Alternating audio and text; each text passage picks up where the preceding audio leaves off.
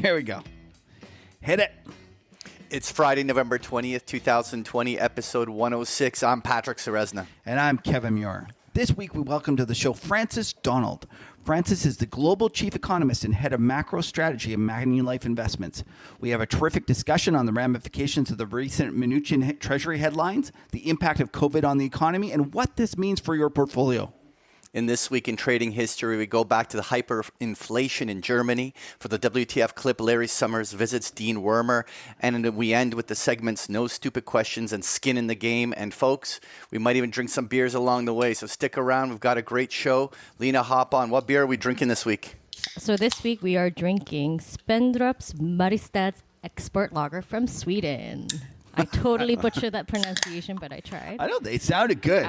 Full disclosure, I used to work for a Swedish conglomerate for 15 years, and I still don't know I never learned to speak Swedish.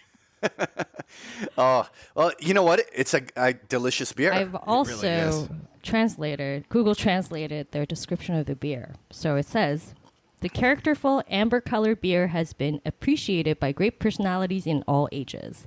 The beer's unique taste comes from a slightly burnt malt as well as the German hop varieties Pearl and Spalter Select. The result is a juicy, malty, and bready beer that rewards everyone who enjoys it.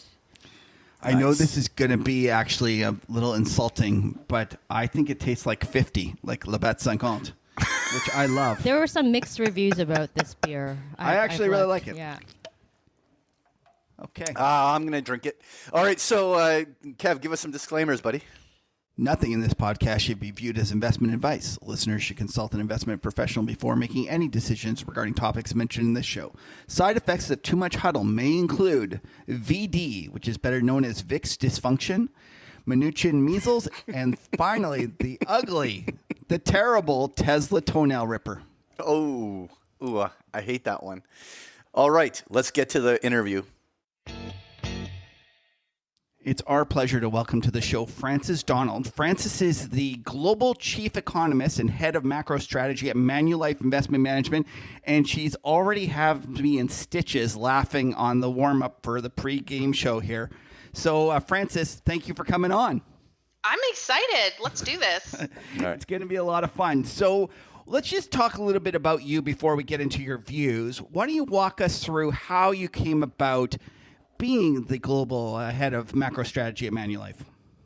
Yeah, somewhat accidentally, actually. I really always thought I was going to be a musician, a violinist. I used to play strings for hip hop bands, which is how I met my husband. This is real. I'm not making this up. I didn't even know hip hop bands had violins in it. Yeah, turn on a Kanye track. You'll hear some strings in the backyard. There's like people who had to do that and made money doing it. So I did that for a little bit. And then I actually broke my hand. So economics was my backup degree. Took that for a little while. When I finally graduated, basically all the cool economics kids, there's some of them, were going to work at the Bank of Canada, and I got a great intro gig there. And that was my introduction to it all, really. Just 2008, Mark Carney, financial crisis, right in the thick of it. And I kind of fell in love with the action and the high pace of it all. So natural succession to go get my master's in New York. And I was telling you on the pre-call, NYU has this really interesting master's program. If you're thinking about it, it's one you should maybe explore. They do most of their classes in their evenings. Most people are working on Wall Street during the day. And that's effectively what I did. I worked for Nouriel Roubini as a lowly intern, just this pool of interns churning out huge amounts of content.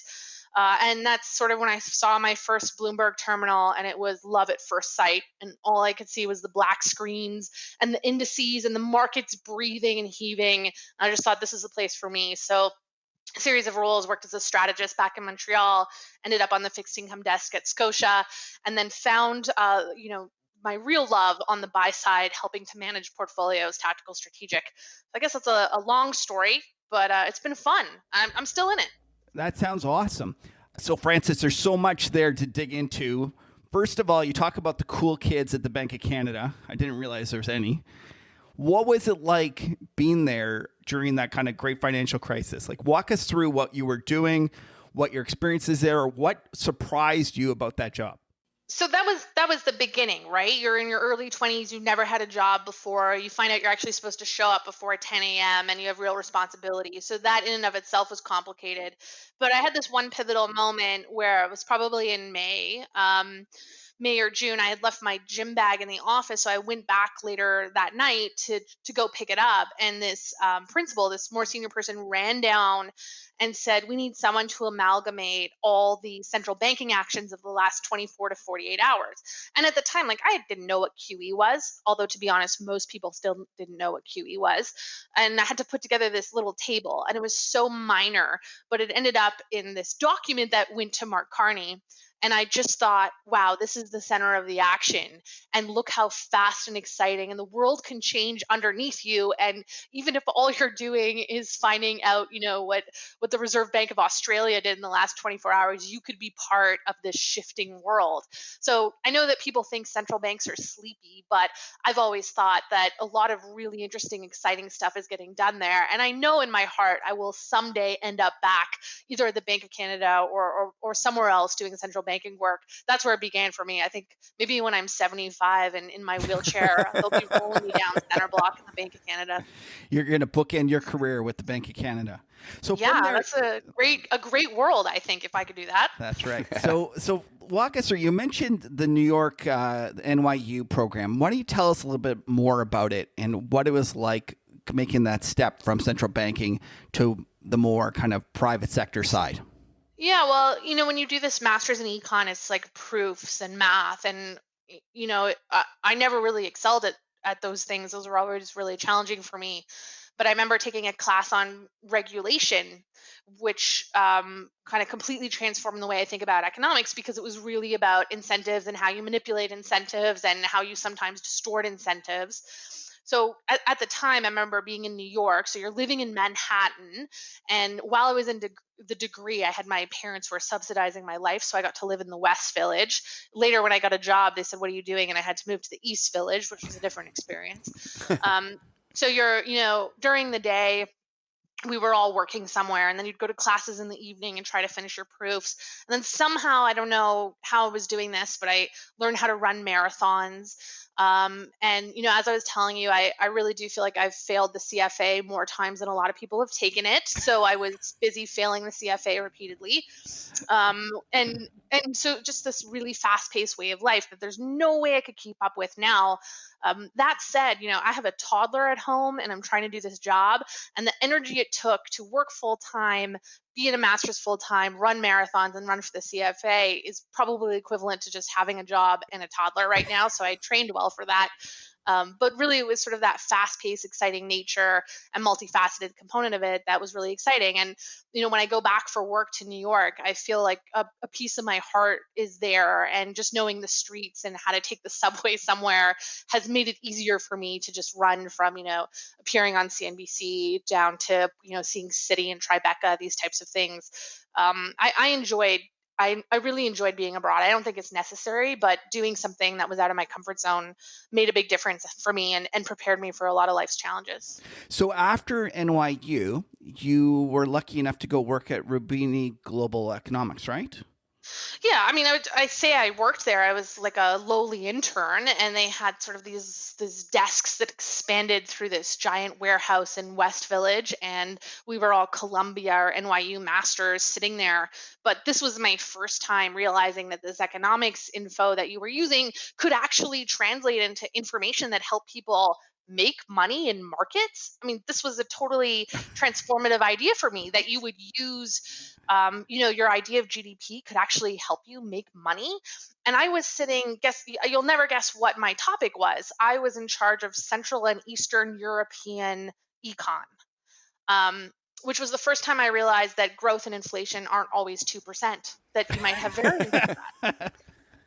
And then we had these clients, and there were Bloomberg terminals. And I thought, well, wait a second. I studied economics. I took labor and regulation and a lot of these environmental economics, but maybe there's a way you can use this information to watch the world go around you. And this was the moment when I knew I really want to be close to financial markets. I want to watch a Bloomberg terminal every day of my life for the rest of my life. This is where my heart is. Oh, you know what? Michael Bloomberg will be very happy to hear you say that. So from there, you you decided to come back to Canada. You had enough. Although your heart was in New York, you decided to come back. You came back to Montreal, and you actually worked at Pavilion. Is that correct? Well, you say my heart was in New York, but actually my heart was inconveniently in Montreal because my long distance boyfriend, who is now my husband, lived in Montreal, and we had long conversations. And he said, come back to Canada and I'll marry you. Um, and I remember setting up these sort of informational interviews with some pretty big names in downtown Toronto. And they just told me everyone I would go to. And I got to say, I remember I took time off work in New York, flew on my own dime, stayed in my cousin's weird basement, sketchy apartment. They had a bunch of pit bulls, put on my suit, went down for these 15-minute interviews, totally prepared. Like that's what that was for me in an informational interview. Sometimes I have, young people calling me and saying, well, I just want to know what's going on in your career. Like, come prepared for these things. Anyways, so everyone told me this was the biggest mistake of my life. Don't come back to Bay Street when you could be on Wall Street. Huge career misfire. But when you're sitting in New York, you're competing with Harvard MBAs to get your boss coffee, and it just seemed exhausting to me, and I couldn't see a way forward. And I always think back to some of this quote unquote advice that I got from people, and I realized I managed to leapfrog the whole system because now you come up to Canada, smaller pool. If you work really hard, you can advance a little bit faster here, I think. And that was my experience. So I'll never regret doing that. And now, I get the opportunity to go back to New York and see that I could still be stuck in the trenches. So that was a big advantage to me. And so I ended up getting a job in Montreal, and my husband did indeed marry me. That's always a plus. When you said informational interviews, I at first thought your husband was giving you an informational interview. I was a little worried about that. That also happens. His big beef is, why is the bathroom floor so wet, and when are you going to empty the dishwasher? Or those ones. Okay, so let's talk about the markets. Let's jump right into it. We've experienced a lot of things have changed over the past week or two, especially with the vaccine news and things like that. What are you looking at? What are you most interested in when you're talking to clients right now about what you think is the things to watch? Well, my role is twofold, which is I do spend a lot of time talking to clients, but I also sit day to day for hours at a time on these investment calls when we're trying to figure out what to do in the portfolios. And one of the challenges is that I could go on and on about how growth is going to be problematic, but is it actually a tradable theme or not has become really hard this year. Right. With COVID, there's been, I have this double title, Chief Economist and Head of Strategy. In the past, they were the same gig. They are very separate gigs in this particular environment. So it's very easy for me to sit in front of my computer and tell you, I think jobless claims are going to rise. Growth might even be negative in the first quarter of this year. There's a second economic wave coming, but have an entirely different view on how we're going to trade that, not traditionally being risk off. So what I'm looking at now, I don't know when you're going to air this, but we've come out of the election with some really aggressive moves. And now sentiment is looking very extended. Just about everybody's short US dollar, they're short bonds, they're long EMs. And when we get sentiment that moves that fast, no matter what the econ fundamentals tell me, I know that a lot of these trades are in for a breather. Right. So now let's just go back here. Let's just step back. One of the things that you said is that the like your economist hat versus your strategist hat are two different things. Is this a function of the vaccine? Like if the vaccine hadn't come into be, would you view the two as being more in line? No, it's a function. Well, it's a function of a few things. One is that the econ game has really changed this year. One, the traditional data that we use to tell us what's going on in the economy is way too lagged for this crisis. It's really telling us where things were 2-3 months ago. That's just not good enough. This is a daily crisis with daily news that makes daily transitions in the way we need to see the world. But the second reason is that, the vast majority of economic models, here's a trade secret, basically say, well, what situation is most similar to this one? And in the past, when we were in something like this, if X happened, Y happened with Z probability. That's Right. what economists do. That's it. But we just don't have a functional precedent for this crisis. And one of the biggest reasons for that is not just because we really haven't had pandemics in a modern economy, it's because this recession has substantially been services based. So, in the past, I'm sure you've looked at things like ISM manufacturing. If the ISM manufacturing is recovering, it means the economy is recovering. Not so if it's a services based recession and not a manufacturing based recession. That's also why, this disconnect, people talk about, oh, the stock market is not the economy. The stock market is a segment of the economy. It's the manufacturing tech segment of the economy, the part of the economy that's in a V-shaped recovery and will continue to be so. So this is how I end up with, a very bearish outlook on growth and still actively saying, as much as we need to trade tactically around equities, I cannot be short risk in this particular environment. Okay, so so you're saying that the vaccine is actually not the main problem with what you're looking at in terms of like, did your position change on the news of the vaccine? No, or did it not? Well, what surprised me the most about the vaccine was how much the market moved on it. We know that there is a vaccine coming. We have, I think, 9 vaccines that are in phase 3 trials that shouldn't have been information. The timeline for when the vaccine comes matters. Why? Not because, that's going to change, all the tradable themes that come out of a vaccine are already in the price. What isn't in the price is what kind of accidents can happen to the economy while we sit waiting for the vaccine to be widely distributed. Okay. And by that, I mean, we are sitting ducks as we wait for us all to get our jabs in our arms. And there are a bunch of little things that can go wrong. And the longer that we're stuck in this sitting duck stall out phase, the more can go wrong. And by that, I mean disruptions to the Fed's programs. This is big news that we had this week that Treasury Secretary Mnuchin wants to pull the emergency 13.3 programs. I would call that an accident. We have the expiration of extended unemployment benefits for Americans. We have the possibility that we see a rise in defaults, particularly problematic if the Fed doesn't have a backstop. We have the Georgia state runoffs. We have a whole variety of event risks that could occur over this period. So when people say the vaccine is coming and it might come earlier and be more effective, all that's doing is changing the aggregate probability of disruptions as we sit in this stall out period. But am I surprised to see there's a vaccine? Absolutely not. If you follow any epidemiologist, you knew that was coming. Now it's just about timing that trade properly. But don't you think that the vaccine was a surprise to the market in terms of how effective it was and therefore brought the timing much more forward? Like there was a chance that we could have had a vaccine that was 50% effective, and we would have been looking at the whole next year that we were still, social distancing, and it was going to be ugly. And now we're looking at a situation where maybe if everything goes well, next fall we'll be back to life as normal. If everything goes well. So now we have to answer questions like how many people are going to take it. You know what the number one question I got asked this week by portfolio managers was? How many surveys have you seen about who is willing to take the vaccine? So when I talk to people about this, they say, well, we kind of need 65 to 70% of the population to take the vaccine. But a lot of surveys in certain areas say vaccine willingness is not that high. What about distribution kinks? What about all the challenges associated with the vaccine that may come? We are not out of the woods just because we know that effectiveness is high. Now, to be clear, I'm very happy there's a vaccine and there is a phase 3 rapid or new normal, that's what we call it, when we circulate out of this despair, but it's not coming in Q1. It may start in Q2. So really we're talking about how do we trade in the interim and what are the possible disruptors that are not yet in the price? Vaccine, mostly in the price. Sure, we got a couple percentage points in the S&P, but clearly most of that was price. What are things that are not? The possibility of a US fiscal package has now become less priced than it has been historically. What about the possibility that, the Fed bungles it and rates move above 1%?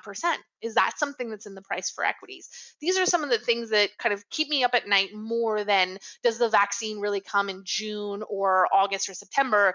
Those are not as tradable to me as some of these bigger themes. Do you really think that the market isn't worried about those short-term issues? Like, because to me, it almost feels like that's what it's focused on. And yeah, sure. So, when we spend so much time talking about vaccine, COVID, and equities, what I try to spend a lot of time doing is saying these are uncertainties, they're known unknowns. Why don't we pivot towards trades that we know will work no matter what? what if, the vaccine is effective or not effective? What can we trade that will make us money in our portfolios regardless of that news? Just like heading into the election, we were trying to put on trades that would work regardless of the outcome. Some of them for me are ongoing deglobalization and decoupling between US and China. The fact that we're going to see extraordinary amounts of government debt, some of the largest issuance that we've ever seen, and the fact that we have, basically debt monetization and financial repression being created by central banks. These are tradable themes that, are not going to move around or be distracted, up 5%, down percent in the S&P on a week-to-week basis. These are things that need to be implemented into your portfolio, and if they aren't, they should be. Okay, so let's jump into this. Let's go through it. Deglobalization. How do you go and change your portfolio based upon this trend continuing? Well, deglobalization to me, if you think about what globalization produced, it was massively deflationary. Right. We saw world average tariffs peak in 1930s. They've been falling ever since.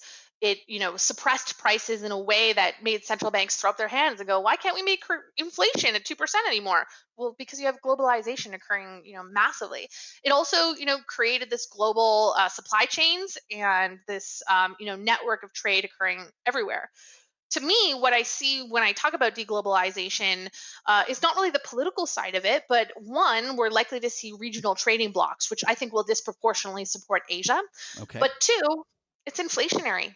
When I talk about my 3% inflation forecast, which by the way, people think I'm nuts for, it's not coming from the monetary policy side. It's saying that if we have supply chains relocating, if we have American and Canadian companies saying, you know what, I'm willing to source labor and goods domestically, even if it's at a higher price, that's inflationary. So when I'm constructing a portfolio, and particularly in the last couple of months, we've wanted to think about effective inflation protection. We're not talking about 7-8% inflation like my parents complained to me about. We're talking about some mild overshoots of 2%.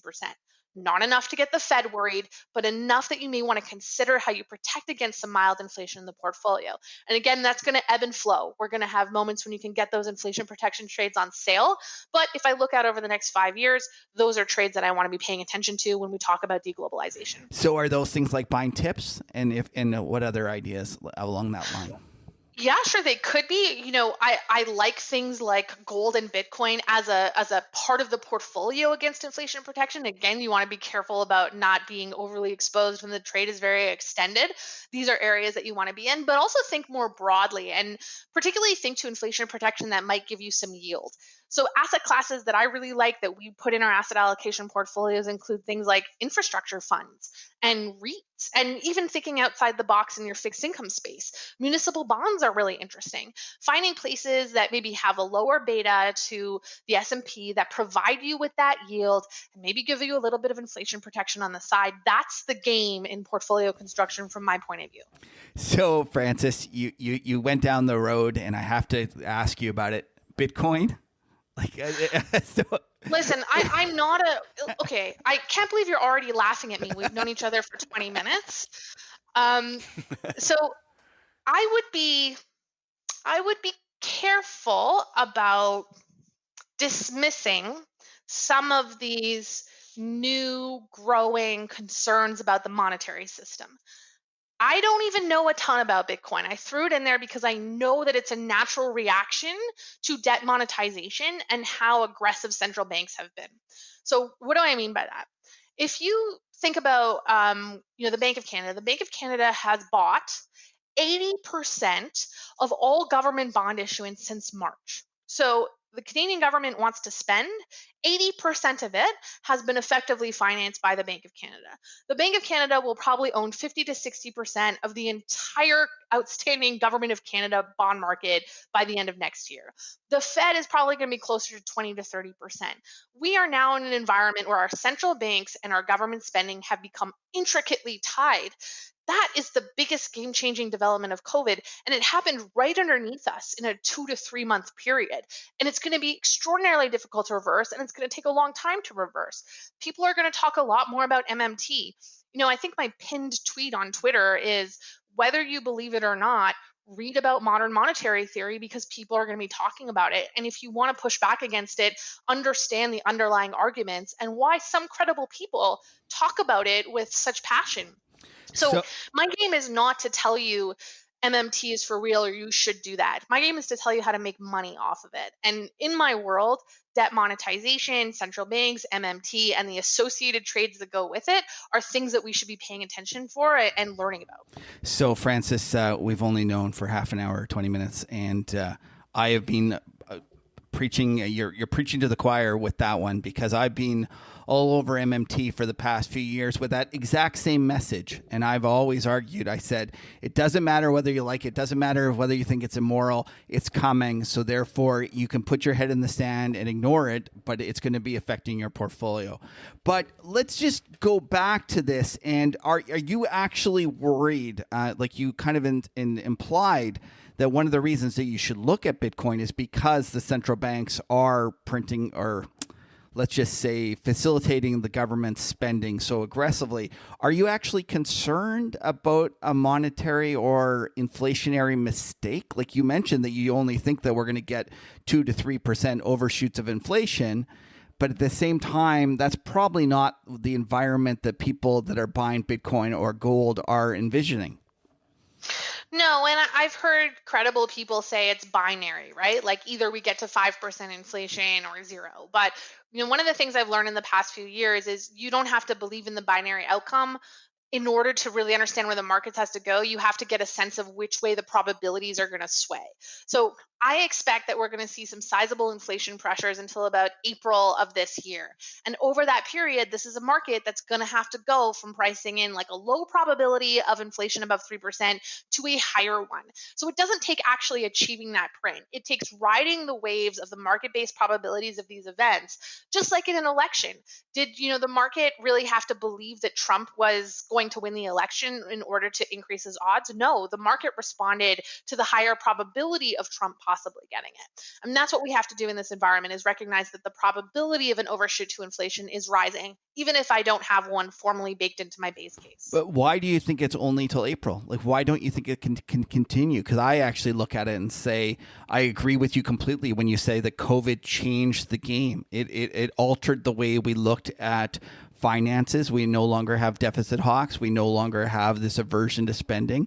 And the central banks are facilitating that. And what I worry about is I look at it and go, I could see us going in April and then it just accelerating from there. So this now comes down to all those proofs and boring math problems that I did in my master's degree. A lot of this is actually math. So your inflation year over year is going to head into April with that deflationary pressure we experienced from April the year before. Just like the growth data is going to suddenly show this massive surge, and then people on Twitter are going to say, "Look, Biden created the biggest month-over-month increase in GDP ever." No, this is the base effects that are coming into play. So the most favorable base effects create probably 3% inflation in April. Now, where my sort of be aware of inflation comes from is that subsequently I expect inflation to remain sticky between 2 and 2.5, which is a little mini regime shift from what we've experienced over the past 10 years, right? Is that it was sort of stuck between 1.5 to 2. So how does this happen? Well, one thing we advocate for is recognizing that as much as we have new inflationary pressures coming on board, we also have deflationary pressures that are still here and present, and in some ways got more powerful. Demographics didn't get better over COVID. In fact, they probably got worse. Huge amounts of debt did not get better over COVID. They got worse. The ongoing pressures from digitalization, which is different from deglobalization, probably accelerated over COVID. And now we have this very sizable output gap. So the possibility of the economy overheating is still, very, very low, particularly in the next, I would say, 1 to 3 years. So you're going to have people who are going to argue, and they're very prominent Canadian strategists who will say, this is deflation. We'll never be able to get to an inflation environment. What I see is actually price rises in the goods space because of supply chain disruptions, and a variety of COVID-related products actually becoming higher in price. We're seeing a lot of food price inflation that's coming to the surface. When does fiscal spending inflationary hit the tape? Probably 4, 5, 6 years from now. So people who are concerned about this are probably thinking out over the longer horizon. What I'm trying to get a sense of is, what does the next 6 months and 12 months look like? And that looks like a shoot up to 3%, and then sort of a softening down to the 2.5%. I got to tell you, if we were back in the 70s, people would be laughing at us for having this conversation.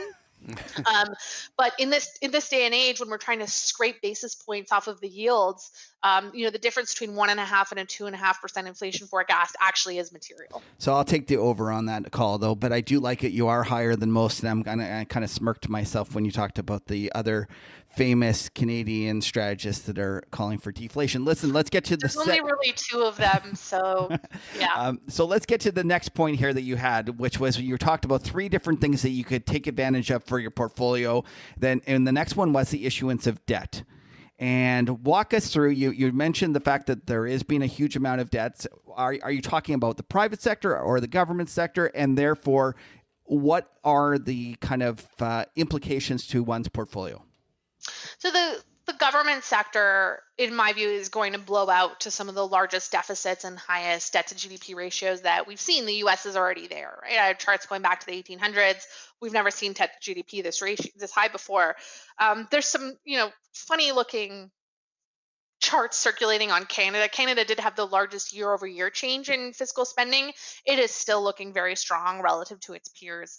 The other pushback I have on that is, this was the largest economic crisis of our time. I suspect that when we look back, we're going to look at countries that underspent and think they were silly, not those that overspent. Yeah, I completely agree. That as an aside, what we're going to see is a greater tolerance for more spending. I suspect we're going to see greater demand for more spending. We are going to see, and this is part of looking around, like turn on the TV, watch widespread protests, watch people saying, I've had a reckoning and I realize that racial inequality and economic inequalities are actually systemic and structural. Turn on, stratification economics, which is making the point that actually there are systemic reasons why we have these huge inequalities that exist between various groups. There is going to be, an ongoing awakening that there are massive inequalities in our economies that are slowing us down. So the demand for fiscal spending is going to accelerate. And, I hear people really, drawing a line in the sand and saying there's the old guard, which is trying to protect the balanced deficit at all costs. And then there's this new growing voice saying we probably have thought about deficits the wrong way. And there are reasons to spend aggressively upfront, front load spending at a low cost, as opposed to waiting for these problems to fester. The US and Canada are very good examples of that. I'm very worried about US growth in Q1. I am a little bit worried about Canadian growth in Q1 because we have these supports in place. So what does that effectively translate to? It means issuance. Issuance at the long end. That to me says steepener. That's not a brilliant idea to have a steepener coming out of a recession. Like, no one should pat me on the back for that one. But it is an investable trend. I do not think that this market has fully priced the steepener trade. And it's one that we can ride the wave higher of. And most importantly, you're going to get that steepener. Again, it will ebb and flow. There'll be better entry points, no matter what the vaccine news says, no matter the Georgia runoff, no matter all this event risk. That steepener is coming no matter what. So these are the kinds of themes that I'm looking for to try to, stop obsessing over what is the news going to be tomorrow. Let's find the things where I can construct a portfolio, make money for my clients, and feel safe and confident that no matter the news that hits, this is a really good base case. So, Francis, one of my ideas, I've kind of contended that when we come out of this, eventually we're going to hit all-time wides on the yield curve. I don't know why I'm here. Like, you could just do this. So what do you think about that? Do you think we could get all-time wides? So the reason that I don't see that, and I should be clear here, when I talk about a steepening of the yield curve, I'm really talking about 10s, 30s. And the reason for that is that the Fed is going to do everything it can to suppress everything out to the 10-year. I just had a call with a great portfolio manager who said, oh my gosh, I'm really worried about yield curve control. And I was like, don't focus obsessively on yield curve control. Realize that everything the Fed is doing right now is yield curve control. The threat of yield curve control is yield curve control.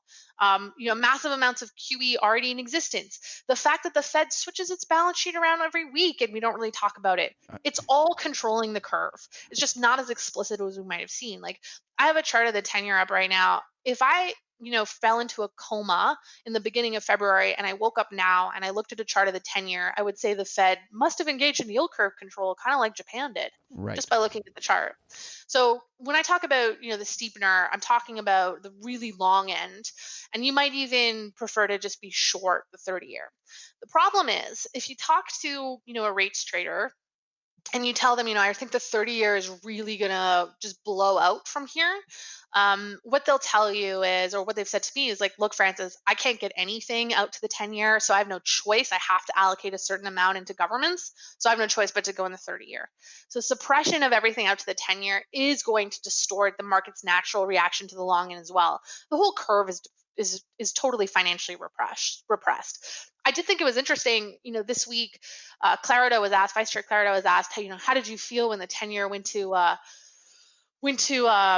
90 basis points? And the Clarida said, well, no, it was good. It was like a reaction to what was happening, and we think it's good market functioning. Well, let's be clear. If we weren't in this current environment and we got that kind of news, you would have seen the 10-year rocket higher to like 1.5% to 2%.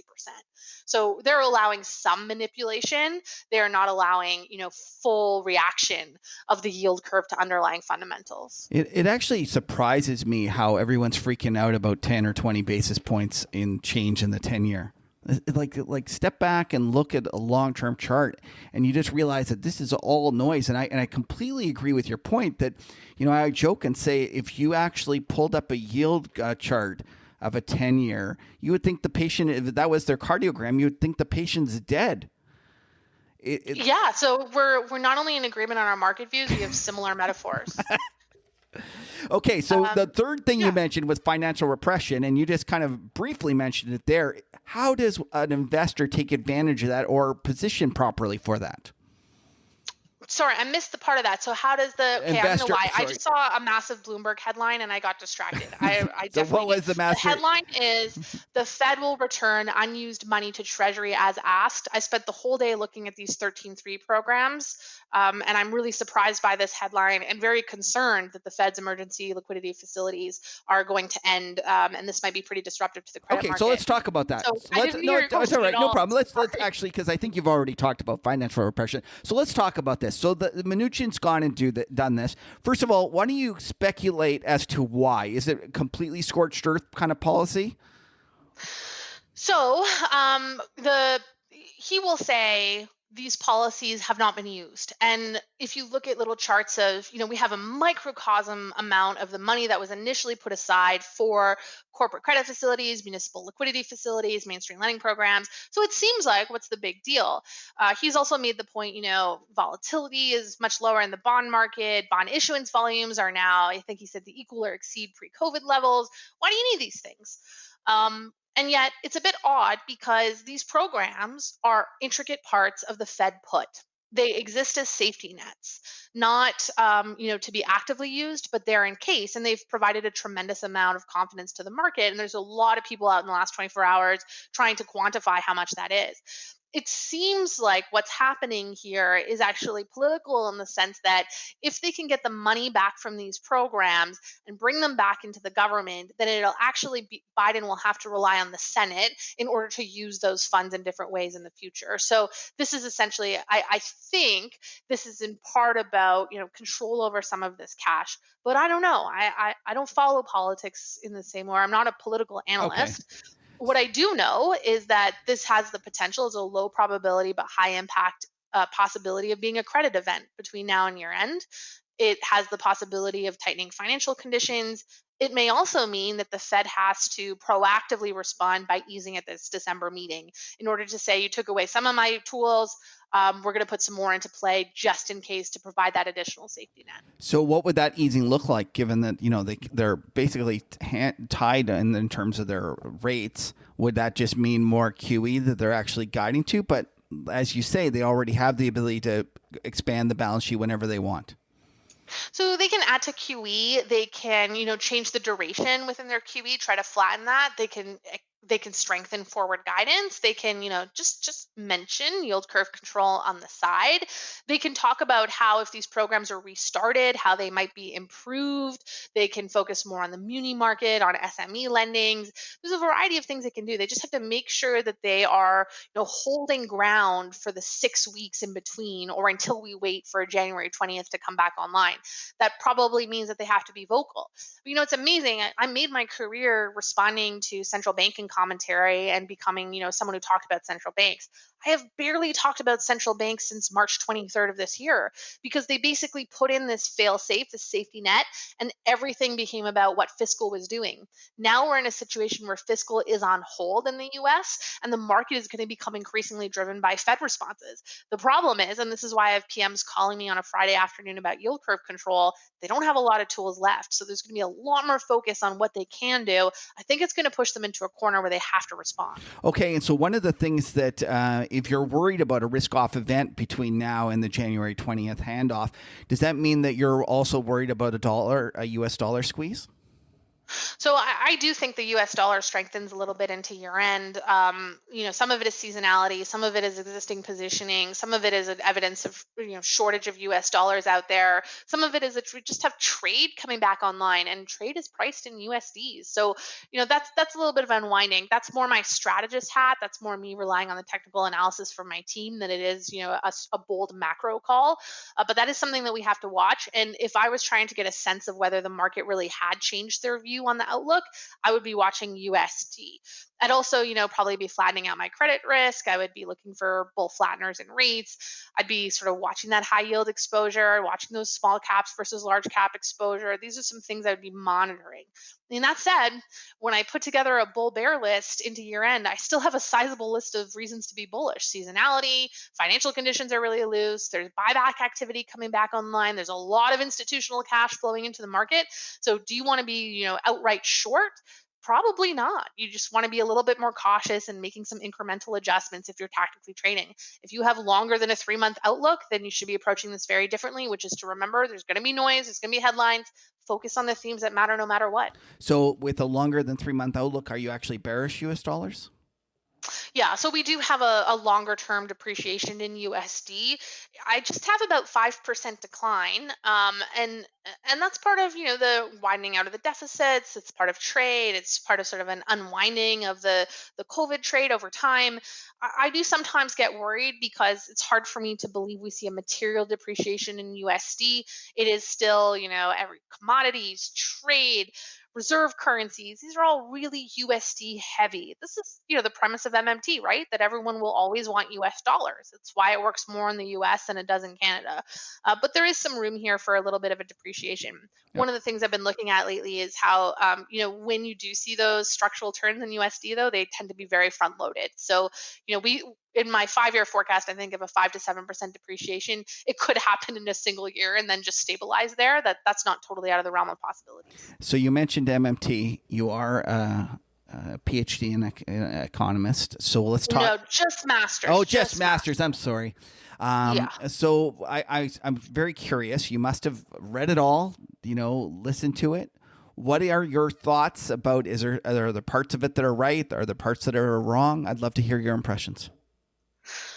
Yeah, I think there's parts of it that are right, which is that there are reasons. Well, I'll say this. I was schooled in Keynesian economics, which basically says when the SHT hits the fan, you should spend some money. Right. And so one of the things I've grappled with a lot over this period is, are we in MMT because we spent a record amount of money, or are we just responding to Keynesian economics, which says this is the largest financial crisis we've ever had, therefore we should spend the most we've ever had and build a bridge to the other side. The area of it that I find kind of worries me a little bit about it is how much has been financed by the central banks. And where I spend the most amount of time thinking is how do central banks extract themselves from the amount of money that they're currently using to support the market, and how much has been dedicated to these resources, particularly in credit markets. So that's the area. But ultimately, the core of MMT asks us to question whether we have the right policy mix. Should it all fall on central banking to increase inflation? And is it always appropriate for governments to have, a zero budget or zero balance deficit? I don't think so. And so just opening yourself up to the idea that maybe our current system is not perfect, or the way we've learned about economics has room for improvement, is where you should start. I just picked up a book today. I just tweeted about it. I have no idea what it's about except for the title, which is When More Is Not Better: Overcoming America's Obsession with Economic Efficiency. And the intro of the book is about something where the world is out of kilter, or a system out of balance. And this, to me, I only bought the book knowing this. Maybe it's terrible, and your listeners are going to write back, and I've lost all credibility. But this is the type of questioning that we need to be doing, which is, did we learn about things the right way, and is there a better way? And the answer might be no. But don't we at least owe it to ourselves to explore that and think deeply about it? So here's a question I have for you. You mentioned the central banks extracting themselves from their their balance sheet expansion. One of the ideas that I have that I've struggled with is, like, if you think about Japan has 250% of debt outstanding as a percent of GDP. But the thing is, the central bank owns half of it. So I kind of think about it, if in the middle of the night they just took a long and a short and they just flattened those, I don't see anything actually changing in the real economy. And therefore, doesn't that kind of make you question our whole idea of what we think as debt outstanding and how it really works? Yes. Like, walk me through where I'm wrong. So, tell me how this is incorrect. That if the Bank of Japan just kind of quietly took their long and flattened it against the treasuries, the Japan treasuries short, that something would change. Because in my mind, in the real economy, nothing would change. So I feel like I need an Excel spreadsheet to dive into that one. So maybe you and I can have a virtual mimosa. But there's two things that you're saying that make sense to me. One is that the duration of a lot of these central bank purchases do matter and are important, but also that duration matters country by country. So, where an economy is levered amongst the curve varies. In the US, we know it's, closer to the long end. In Canada, it's closer to the 5-year, right? That's how the housing market is more closely tied to the 5-year than it is in the US, which is closer tied to the 30-year. So each country's individual way to approach the duration argument is a key one. The other thing that central banks are trying to do is they do want a steepening of the curve. It's relevant to them. That does matter to NIMs. That's what PMs ask me about. But what they're going to constantly try to do is anchor that front end. And central banks will always have the most amount of control over the 2 to 3 year horizon. That's what they're really focused on. So I just think there's intricacies around duration that do actually matter to the real economy. So, where the numbers come out are important. But the second part of what you're saying that I'm happy to hear you say is, maybe there's a way out that's sort of an accounting mechanism. Maybe there's a way out that is simpler.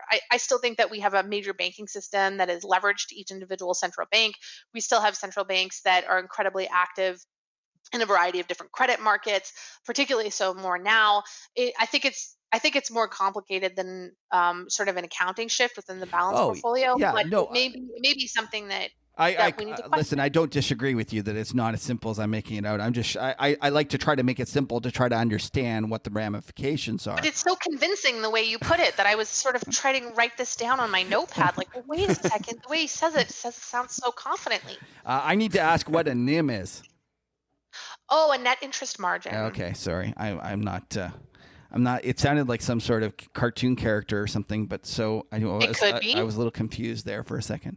Don't constrain yourself. But one of the things I'll just kind of tell you my theory about what's happened over like MMT and my ideas about it is that over the last 40 years, basically ever since Volcker came and tamed the back of inflation, we've used monetary policy to fix all of our economic woes.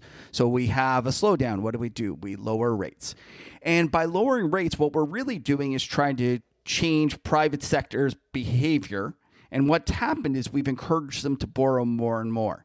And that is how we've created most of our dollars, is through the private sector. And that's the kind of the private sector money creation is what economists have focused on to try to influence the economy. The trouble about it is that we eventually hit a point where the private sector was over burdened with too much debt, and it became monetary policy became ineffective because you couldn't actually influence anymore. So I look at QE, and I think QE is almost useless at actually changing the real economy and encouraging people to spend. If you're sitting there and you're a company that's thinking about whether you're going to do any capex, it doesn't matter if the central bank is buying, bonds or not. It's not going to change whether you go about actually building a plant. So one of the things that I've been kind of excited about MMT is that they've realized that there's another way to go out and create dollars, and that is for the government to spend it into existence. And I know a lot of people get upset about that, and they get, the government's bad, blah, blah, blah. And I always say, well, how about this? Instead of the government spending it into existence, why don't we tax less? Because it's the same to me. I don't really care. It's fiscal stimulus. And you say that you're questioning this idea about whether have we really turned the corner into MMT, or are we just Keynesians because we're experiencing a dramatic kind of monetary crisis? I would say that we were actually MMTs when Trump was going. And if we think about what Trump did, Trump was 8 years into an economic expansion. And what did he do? A Keynesian would tell you that you should be paying down the deficit and you should be trying to retire debt. But what did he do? He did a tax cut. They asked him why he wants lower rates and why he's cutting taxes if things are so good. He says it's because there's no inflation. And that's ultimately a very MMT response. MMT believes that basically there are no financial constraints. It's all real resource constraints. So I would argue that we've actually had already turned the corner, and that really what's happened is that the COVID has just made everyone aware of it all the more greatly. I'd love to hear your comments to that. Was that a question? Yeah, it's not really a question. I'd just love to hear what you think about that. Tell me where I'm wrong. Okay, well, there's about 24 things to unpack in that. Okay. But let's start at the beginning. Yeah. First of all, I would say I'm very happy that there are people that think like you and are exploring that and are trying to take a different perspective. I am too. So number one is that I know we feel that QE doesn't impact the real economy, but it does so indirectly. First of all, it does have impacts on FX. As Canadians, we should care deeply about that. We import huge amounts of what we consume, a third of what we eat, for example. And as goes the Canadian dollar, so too does, our costs of living. When Canada experiences large surges in inflation, it often comes via the FX channel. So people generally ask me, could you see the US going to negative rates? And my answer is absolutely not, except if we saw such a mammoth appreciation of the USD, it created problems. Same thing for Canada. If we saw mammoth appreciation of CAD, you would see the central bank stepping in, not because they care directly about the cross, but because the cross matters to how Canadians live their life. Number two, guess what else matters to how we live our life? Actually, the stock market. There is a wealth effect. It does matter. I know it feels gross to say that, but there is an effect. So there's a reason that once the equity market tanks 10%, the Fed has models that tell it has effects. Last but not least, QE does have the ability to affect the shape of the curve. And the shape of the curve does matter. It does matter to banks in the financial system and the lending channels. So it is something that we have to monitor. So, QE doesn't change my life and your life and how we go about our business directly, but it is important and it has affected things. And if we were to just give up on it or let go of it completely, it would create some sizable disruptions in the system. Oh, okay. So I really don't remember the rest of what you said. Oh, that's okay. I'd actually like to talk moved. to you about the wealth effect, because I kind of call BS on that one. I think the wealth effect is greatly overstated, and that it's not beneficial to society, and I think it's barely beneficial to the economy. So tell me why I'm wrong. Well, I'm not going to tell you you're wrong. I'm going to say that there are central bank researchers who have a variety of papers that do see a correlation between where the equity market is and where savings and consumption land. Now, it's very biased towards certain income profiles, but there does empirically seem to be a relationship, and that relationship cuts in around 10% declines, you start to see it accelerate over that period. So it's not really an opinion thing as much as it is what our empirical studies have demonstrated to us.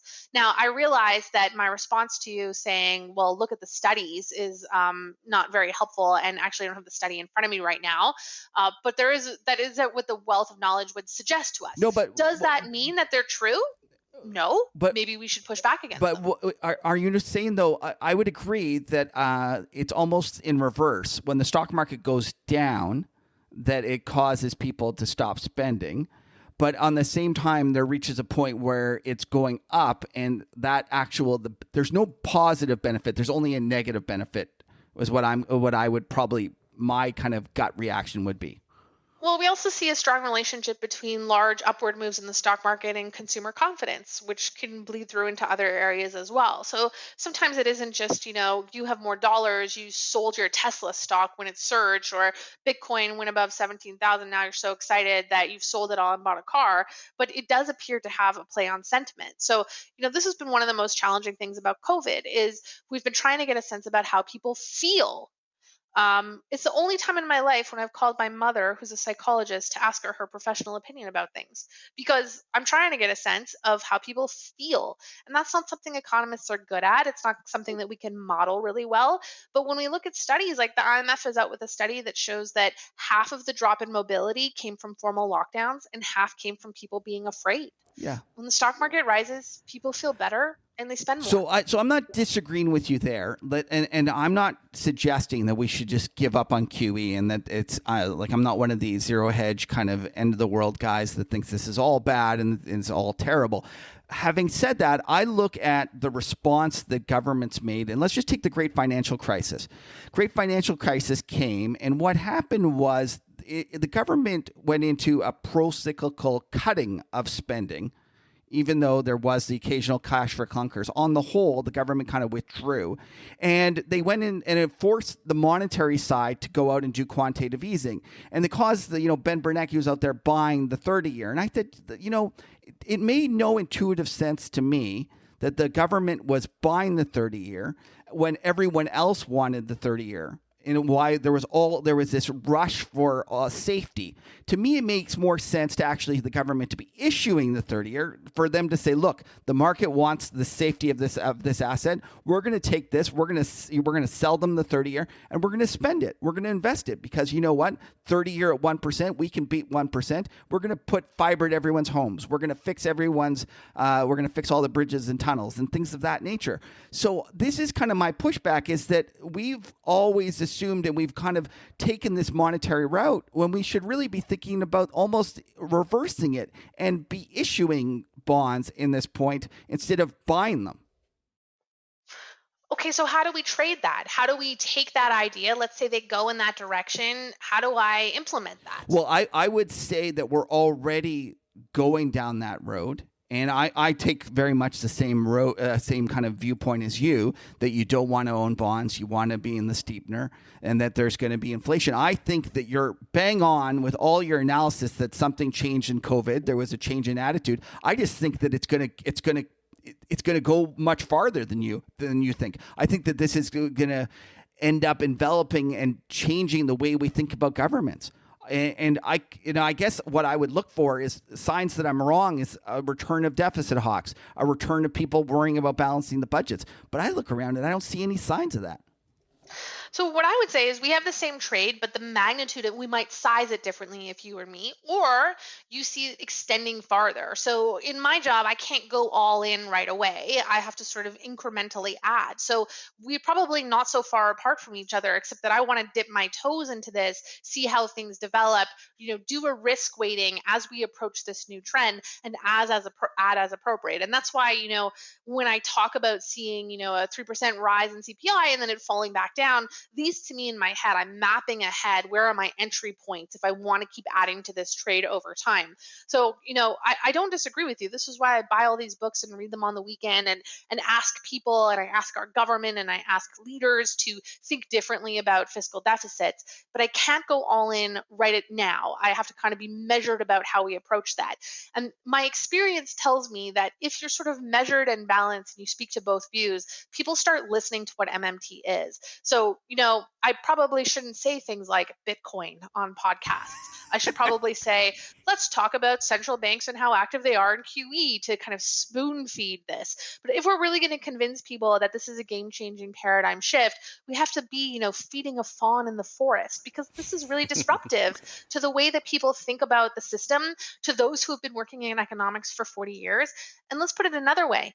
If we're at a game-changing moment, what's worked for the last 70 years is not going to work in the next 70 years looking forward. So that isn't something that's going to be, a really easy transition for a lot of people. This is people's livelihoods, how they trade the market, how they construct their portfolios. We have to be delicate about how we enter it. So I'm happy you and I are having this very private conversation, but when I think about these things, I think to myself, okay, be open to that possibility, explore it, but dip your toe in and see how it develops. Oh, you're much smarter than me, Francis. I must say, and much more politically correct as well. Well, I'll go with the latter. I'm not sure about the former. Okay, well, listen, you know what? I always love to end our conversations with asking our guests, if they, young people were to come and ask them, they're interested in the business, they're interested in getting into markets, what advice would you give them? I would ask them to stop asking me which books to read. The books take forever to hit the press. They're written by old school established people. Get up on your blogs, listen to podcasts, read about everything. Dip your toe in all forms of medium and realize that there is sort of a new young guard of fresh thinkers. And actually, they may not be young, because there are, people who have been in this business for a long time that realize we're at a shift, but be careful about sort of relying on traditional ways about learning about this business, because I really do believe that we are at an inflection point, and you're going to want high frequency, fast paced ways of thinking.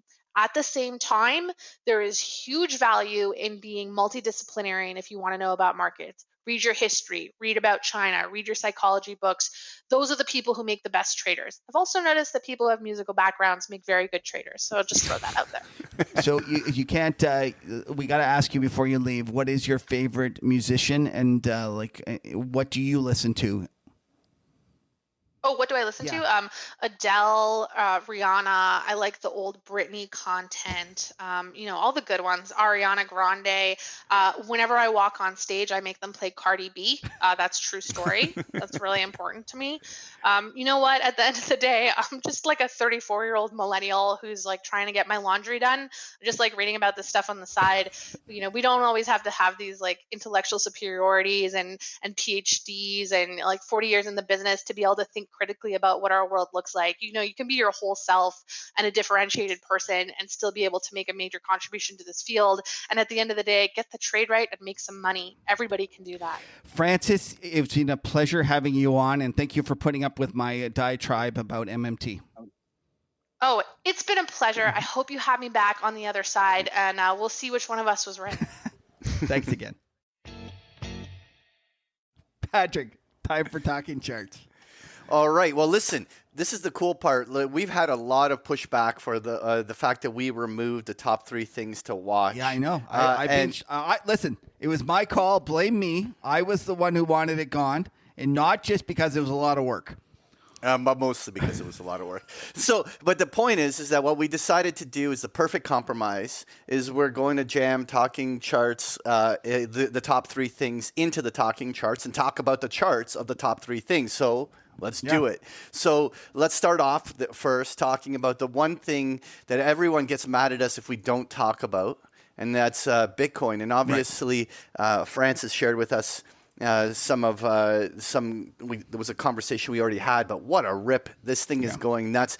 I got a text message from Cuppy that Barron's was talking about what Crazy Kathy talking 500,000 on Bitcoin. Yeah, actually, I just pulled mine up. I got it too. We got to have Cuppy back on the show to tell us Cuppy and his crypto frauds. Yeah. What I love about Cuppy is that he calls these things frauds. So he manages to piss off the Bitcoin community, and he also manages to piss off the non-Bitcoin community because he's talking about Bitcoin.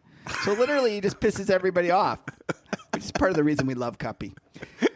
So yeah, this is a top 3 thing to watch next week. You got to watch it. All the attention's on it. It seems to be everybody's trading it. It's no longer a chart. It's a mania. Yeah, and so it's got the same characteristic we've shown many times before, which is the acceleration of slope. And now, whenever we get the acceleration of slope, what it usually does is you can't define how high it will go, because it could, at this stage in this parabolic phase, it could be doing 1,000 points every day and just go full parabolic. But usually these things peter out within weeks. And so notice the acceleration back in, this was in 2019 when that acceleration happened all the way to 14,000, and then it kind of peaked out. But obviously the big one was back in 2017, right? And that when it really went parabolic, I mean, we were going from 6,000 to 20,000 super fast. And it really feels like this is a deja vu all over again of that. Not only that, it feels like we've done it before. We've been here before. Yeah. You missed that. Yeah. Okay. So top 3 things to watch next week. Watch the Bitcoin. Does it get even dumber from here? Or, as the Bitcoiners like to tell me, as everyone realizes the great value that's in this product. Right. Okay, and so let's... Sorry, we're stepping all over each other. I'm going to take this one, Patrick. This was Do mine. it. My thing that I'm watching next week is, does the U.S. dollar break down? It's flirting. It's at the bar ordering extra drinks. It's trying its darndest. It looks like it wants to. So what did you? What would it look like if Francis's scenario, some short-term strength developed? I mean, that would imply that we would hold the line actually here, have some sort of reflexive snap higher before next year it starts to deteriorate again. What do you think is the over/under on that? Well, it's pretty low because I'm counting 1, 2, 3 bottoms there, and we all know there's no such thing as that's almost 4 bottom. tests. That's 4 tests of the bottom. Well, at some point, even after a 5th bottom, it reverses and then goes back to being a legitimate bottom, right? Yeah. Hey, listen. No. So I'm watching this. I think it's here's my call. Here's my call. Okay. This thing, everyone's keeping the eye out for that test of the 89.90 level, which was the 2018 low, right? So that's where that low back over here occurred, right? What if we had the grand fake out, which is we get the break to a lower low, that euro pumps north of 120 in that move, and it becomes the reverse prairie dog, and it just pops higher, completely faking everyone in, getting everyone uber excited about the fact that it's finally here, and it just fakes everyone out. What do you think of that? Well, I gotta kind of like it because you're actually taking a stand and saying that if something goes lower, you might buy it, which I'm proud of you. It's different. Having said that, your love of U.S. dollars is shining through. Brent Johnson would be proud of you. Let's just watch for it. That's what we're watching for. U.S. dollar breakdown. I think it's important. It's setting the tone for a lot of things. All right. I'll let you do the last one. Yeah, for sure. No, number one, option expiration for the November is here. And so there was a big gamma roll-off. The 3,600 strike on the S&P 500 just was like a golf ball in a garden hose with a huge expiry that was more or less pinning the markets towards that 3,600 level. And now... well, it's all rolled off. I think like 39% of the gamma rolled off. The 50% of the QQQ gamma rolled off. It was a huge roll off. And typically that means that this pin that's been sort of pinning it in there is released and allows volatility to return. And so the big question, which way does the volatility return, to the upside or the downside? My view is that we have a quick correction, maybe 150 points down toward 3,400, but it's still going to be bought on dip. That's my initial view here. What's your thinking? Well, I have a question for you, Patrick. I'm going to throw it back at you. Is the fact that this is not a triple witch, like this is not a regular quarterly expiry, and yet we're talking about this gamma. Do you think that has something to do with the fact that a lot of options were purchased to protect against the election? Oh, absolutely. But because if everyone that was buying the COVID options went straight to December so that they could overlap the elections, but everyone that was hedging the elections was going straight to November 20th. So there was so one of my pushbacks is that I think that sometimes the reason you get this sell off after an option expiration is that people put those hedges back on, or at the very least, they're rolling them in the days coming up. I'm not sure that's going to happen here. I might be calling bullshit that this option expiration is actually a big a deal, and that this. Well, I said an unpinning. I wasn't saying that we're about to like go crashing lower or something like that. But I think volatility will return. Like, I mean, the last 4 days, the market's been pinned within like a 50-point range in here.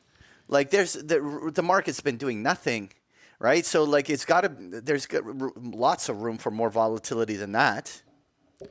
Maybe. Let's hope so. Oh, so my God. So that's what you're watching next week. That's Patrick, what I'm watching. Let's get on to talking charts. What do you want to kind of show us? Like, I just wanted to go back to the topic we keep talking about, which is the fact that the Russell's holding up like a champ versus the NASDAQ. And, look at this. The Russell's flat today while the NASDAQ's down spot 6.6, like a stone's throw from 1% down, 80 points. Like, again, we have the scenario where the Russell is holding up. And really, one thing going back a week, I was a little cautious because I was saying, look, one day doesn't make a new trend. Sometimes these things kind of explode one way. What really is important to see is whether there's a structural shift in flow and that there's real rotation happening this way. And so far, you got to give the kudos to the fact that anyone who's playing this rotation trade, it continues to hold in there. What's your thinking on it? Well, you put me in that camp because I've been saying for a long time this was the start of something new in terms of value and small cap beating the large big tech names. I continue to use any sort of weakness to continue shifting my portfolio. I think the market's looking through the worries that Francis talked about, the worries of the next 6 weeks or 8 weeks, the next couple months until we get the new president in there. I think the market's going to look through all this. I think the market's looking out into the summer and discounting that and realizing that life's going to return back to normal. It's going to be really interesting to see whether the vaccine was the catalyst to, like, in the end, I'm sure there was pent-up energy ready to make this move. It's just the vaccine happened to be the catalyst that ultimately was enough to create that spark to get all that moving. But look at the turn. Like, this has been a trend, at least on this chart. I can go back to 2018. That trend of the NASDAQ outperforming has been the most dominant and persistent trend. And for the first time, we're seeing, rounding bottom formation developing along the bottom end. That's, some people like to see that develop as a cup and handle formation. But anyway, the bottom line, it's sticking, it's working, and it may continue. And that's going to be something to watch for sure. What I also thought was really interesting is how strong oil continues to be. As we approached and kind of poked up a week ago above 42 and gave it back, I was saying the one thing I wanted to see was whether after this little correction that happened over here, whether the bulls would just keep accumulating and whether the trend would actually keep gravitating. And so far, very healthy accumulation. And what's interesting is that if we can get through this, all the high volume node zones are all in here. I mean, once we're legitimately punching through 42, there isn't that much resistance for this to tack on 10-20% on the upside. And that's, I'm watching 100% whether this follows through, because that will make the energy stocks the trade. Well, from your lips to God's ears. All right, so I don't want to Gucci your trade. Let's move on. So the nat gas has been getting killed. Actually, let me quickly switch to the actual January contract. It's amazing. Ever since oil started to strengthen, the wind has been taken out of the sails. Well, listen, I don't know. We're in Toronto, but it was 20 degrees here today. Which is for our American friends as well, like 65, 70 degrees. But you don't. But don't you think that it's also the fact that the wind has been taken out of the sails from those people that were playing this idea of weak oil means that they're shutting down all the wells and there's going to be supply shortages? I think it's weather related. You really think it's weather, eh? All right. Well, I think it's weather, and also the fact that people were worried about the fact that we've had 32 hurricanes hit the coast, although they don't seem, and none of them seem to have mattered. So and I'm not trying to. I don't want to be one of those guys that's wishing bad things to happen. But anyways, I'm a bull. I think this heads higher still. I was buying some today, Patrick. Well, this Like just an finished idiot. a measured move. I actually think it's incredibly oversold. You're going to get a reaction to 290, but the question is that establishing a bottom? That's what I'm watching over the next week. Copper, though, doesn't quit. I was targeting a move up to 340 at Big Picture, and it continues to just edge higher here. This thing doesn't want to quit. This is the place to be, isn't it? Close your eyes, buy it, and forget about it. I remember we had this one guy named Cuppy come on and tell me to do those shipping stocks. I don't know if you want to be. The thing is, I've been telling you to close your eyes and buy copper for a while. You shouldn't close your eyes at anything that Cuppy recommends because he loves the craziest of the crazies. I love Cuppy, but it's like when we start talking, he gets bullish on something. He picks the thing that's the closest to bankruptcy because it's going to have the most juice when it works. Right. I love him. Oh yeah, he's awesome. So gold, consolidating, but is this thing? This looks like it's consolidating the bottom end, just like the dollar, right? Like it's just rolling over. What's your take? Do you think it gives out? We can tell Patrick doesn't read my letter. I actually wrote about this today, Patrick. I think that the gold sentiment is extremely washed out. All the gold bulls are sitting around wondering why everyone's so excited about Bitcoin. I can tell you that they're despondent. Everyone thinks that between the vaccine and higher rates, there's no reason to own gold. I'm a huge bull. I'm buying it. I'm ready for a flush down to 1,800 in case they just want to scare me. But I still love it. I think we're going to head up a lot higher. Well, you know what? There's a lot of asymmetry in the trade if you're right, because it's been beaten down. Volatilities are lower. It's nobody likes it, and that's sometimes the best time to buy. You know right? what? That's a great point, Patrick. I should be changing some of my position into long vol. I should go move it into calls because it's gone so quiet. One of the things I pointed out is that ever since Buffett announced that he was buying it, that was the peak in sentiment. And I remember I pushed back and said, "Oh no, just because Buffett's buying, it's no reason to get all excited about it." And since then, it's just been it's dogging it. Yeah, Buffett bought in Barrick like $27 average price. He's that gap over there on the left there on mid-August. Yeah, right but that's I don't really care where he actually bought it. I care about the sentiment change and the fact that proved the top. Look, the next 2 days. Only comment I was going to make is that you have a chance to get a 10% discount on Buffett's entry price. That's some people might like that. That's true. Anyway, listen, let's do a quick recap of these grains. Like, what the heck's going on here? Like wheat. Wheat's been the dog.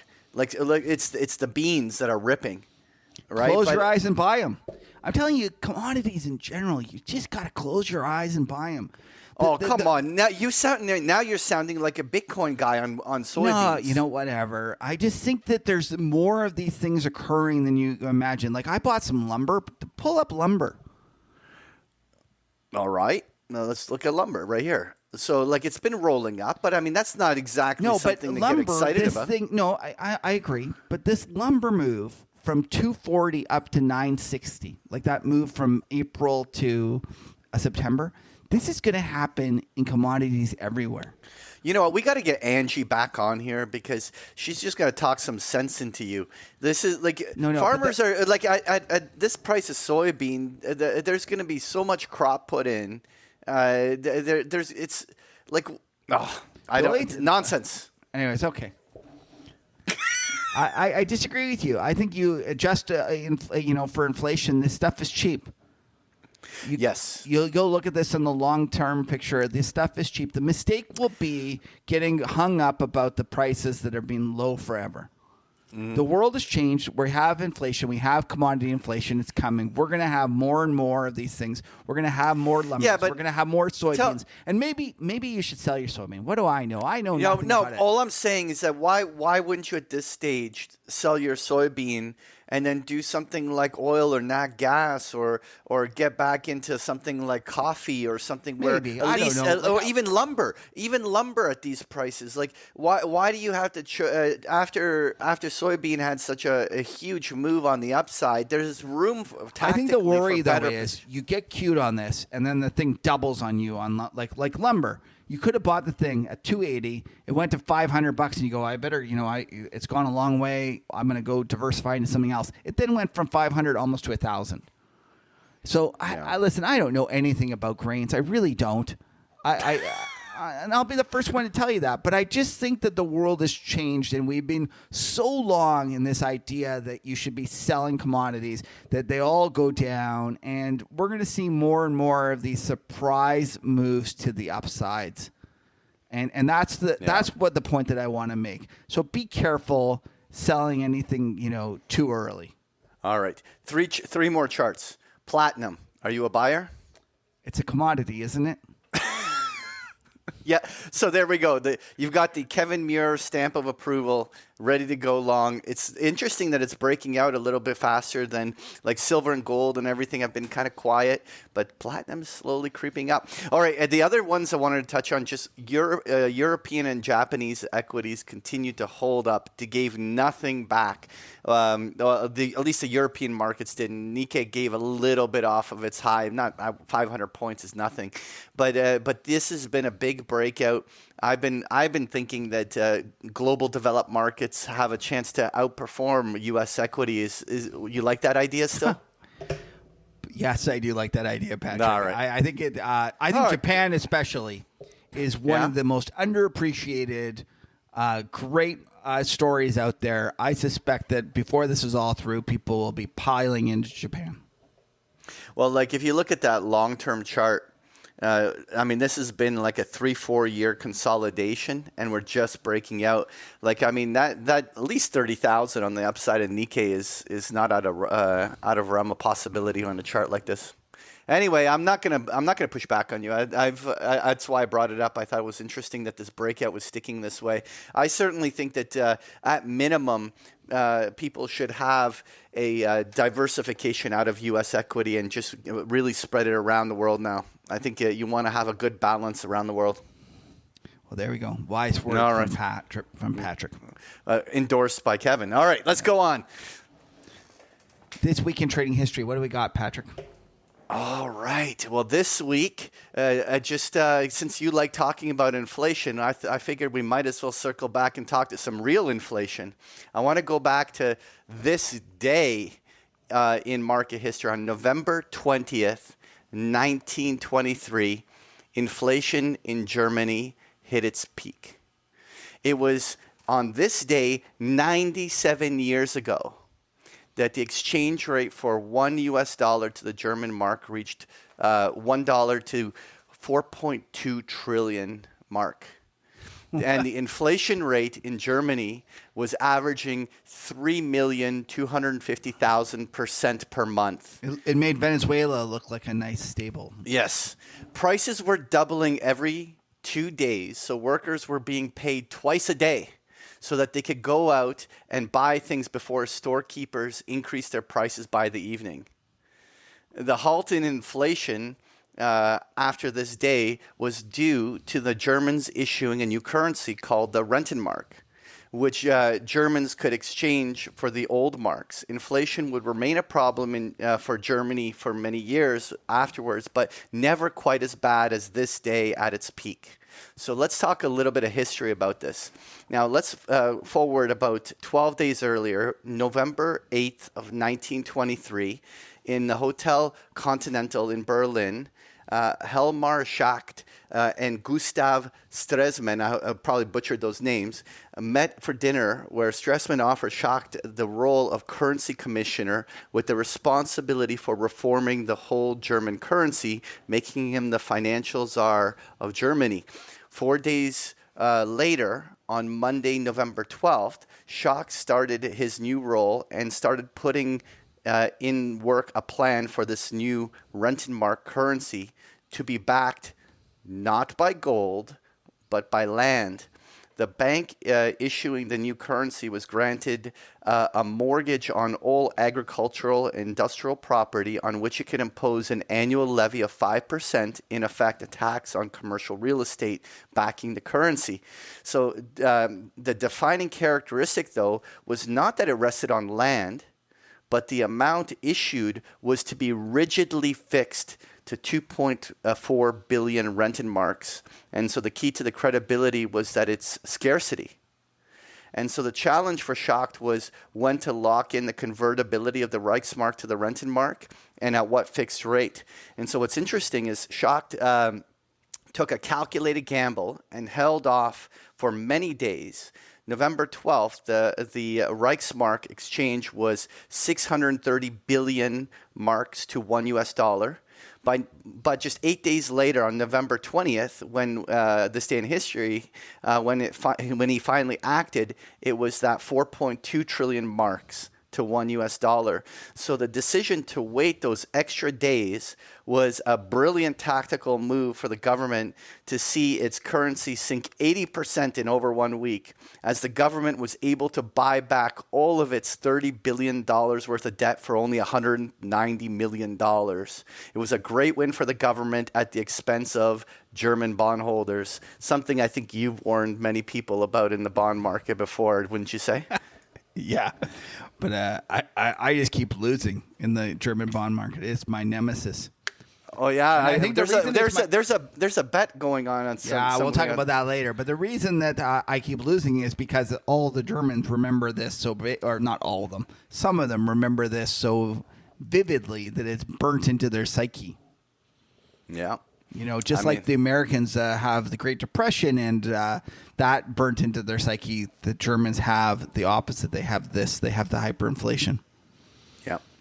Anyway, that happened. I like it. 97 years ago. Out of the box. To this day. Out of the box this week in trading history, Patrick. And by the way, a lot of this, if anyone wants to read the story, there's a great book called Lords of Finance, and that they did a whole history on not just Germany, but what happened with all of the major central banks throughout those between basically World War I and World War II, and just a great book. And if you like these kind of things, I cannot recommend the book more. It's just a great book, totally worth reading, or in my case, getting the audiobook, right? Big words. Okay, time for the WTF clip of the week. Yes. Patrick, what did you put together, buddy? Oh my gosh, I had no idea. I have made the most amazing, terrific find that will just shock I would say it would shock 90% of our listeners. Okay. So we all know Animal House, the movie, right? I heard of it, yeah. Yeah. Okay. We all should know it. Apart from millennials that are just saying, okay, boomer. Even though I'm not a boomer, but they love doing that to me. Well done. Pisses me off. I like it. But anyways, Animal in the House, the movie, it's actually a little before our time, 1978. The great Jim Belushi was in there, and it was a lot of fun. But what I didn't realize, Patrick, is that there was a TV show with many of the same actors. And it ran for a year. And then the best part about it, do you know who was the love interest, the woman? Like the No, girl? who? Michelle Pfeiffer. Come on, I shit you not, man. Go Google it, guys. Like, Google it. This is awesome. There's basically a whole year of this. Anyways, I found this because I went and saw Larry Summers spouting off his usual shit. And I saw him, and I thought, oh, my God, that guy reminds me of Dean Wormer. And I went and I started trying to figure out how to mash it together, and I stumbled upon this. Lena gave me some help with the editing, and this is what we got. All right, let's watch. And to the long list of things that you said that central banks are impotent about, could be just to say central banks' main role now is just to make large-scale fiscal action affordable, just as they effectively have this year by keeping rates low, making it possible for governments to borrow. Should they just recognise that that is their main role at this point? Don't beg, you're a dean. You're above that. No, I'm not. I'm below it. I'm way below it. I wouldn't put it that way. I would put it that their main role is to support stable, non-inflationary economic growth. And I think for the foreseeable future, that's likely to involve keeping interest rates at very low levels. It's very dangerous, Wormy. Very dangerous. I know, but it's the danger that drives me wild. I think the deep macroeconomic problem that the world has today is that savings are exceeding the natural level of private investment. That's what 19 years of marriage does to a man. Come here. Putting downwards pressure on interest rates to near zero real interest rate or below levels, and leading to sluggish growth and lack of inflation. What is the meaning of this perverted behavior? And that is the world's fundamental problem. Perverted. Let he who is without sin cast the first stone. And it is not a problem that central banks can on their own resolve. You're gonna pay for this and pay big! It is a problem that central banks can acknowledge, as Janet certainly has in the period after she left office, in very strong and clear ways as the evidence has become clearer. For God's sakes, can't we talk this over like two sensible, rational, level-headed human adulterers? I mean adults! But they need to point up this as a problem, recognize that it has important implications for fiscal policy, that it has important implications for the ways in which governments manage their debts, and that they are prepared to do their part. Everybody else does it. Why did I have to get caught?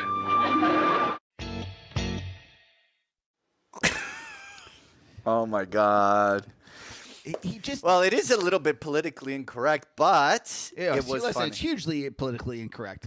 But so the whole movie is, but it is. So was it a Larry show or a Summers? movie? Larry Summers, first of Was all, it a is show or a politically movie? incorrect. So Yes. like he himself is a walking, politically incorrect disaster. And he, not only that, he just he's such an. I don't like him. I'm a seller of him, and so any chance I get to kind of make fun of him, I love it. But Dean Warmer kind of reminds me of him. There you go. Yeah. You heard it here from Kev. All right, let's go on. All right, it's time for No Stupid Questions, and this is where everyone gets the treat of Lena jumping on, so we don't have to listen to our voices. Lena, how you doing? I'm good. I'm good. I was just rewatching drunk, the okay, WTF but, clip, actually. Yeah. Oh, yeah, there. All right, so we have more than two this time. Yeah, we have like quite four a few questions. this Yeah, we have to go through them quick. Yeah. So, first question. Love your podcast. You guys, the banter, yada, yada, are all great. I'm a few weeks behind listening to number 102, ouch, regarding your Tesla comment. But reason why I'm writing is a reference to the Uranium Participation Unit, UPU. The chart had the numerical logo upper left corner, but could not find the UPUs by that name. So could you please direct me to the fund to which you were referring? And is it available to U.S. accounts? Shout out to Taylor for Dirty Goldman Sachs. Okay, there you go. Okay, well, so really what it comes down in Canada, there's this Uranium Participation Corp, which is just a symbol U in Toronto, but you can trade it on the Pinks under the symbol URPTF. So the Pinks is an American exchange. Yes. Yeah. And so you can buy that in U.S. dollars, and you can so URPTF, and then and this is the numerical chart right over here where we're just looking at it. Still a 20% discount of the implied price of the uranium inside the fund versus that of the spot price. You think that will finally close at some point? I don't know. I looked up Waiting for Godot the other day, and they had a chart of this thing in there. Okay, let's go to the next question. All right, Lena. The second question says, hi, Patrick and Kevin. I just wanted to know your thoughts on the current bubble that is going on with Chinese electric companies such as tickers NIO, XPV, and LI. Will this be another Tesla run-up, or will the short sellers lose again? Thanks.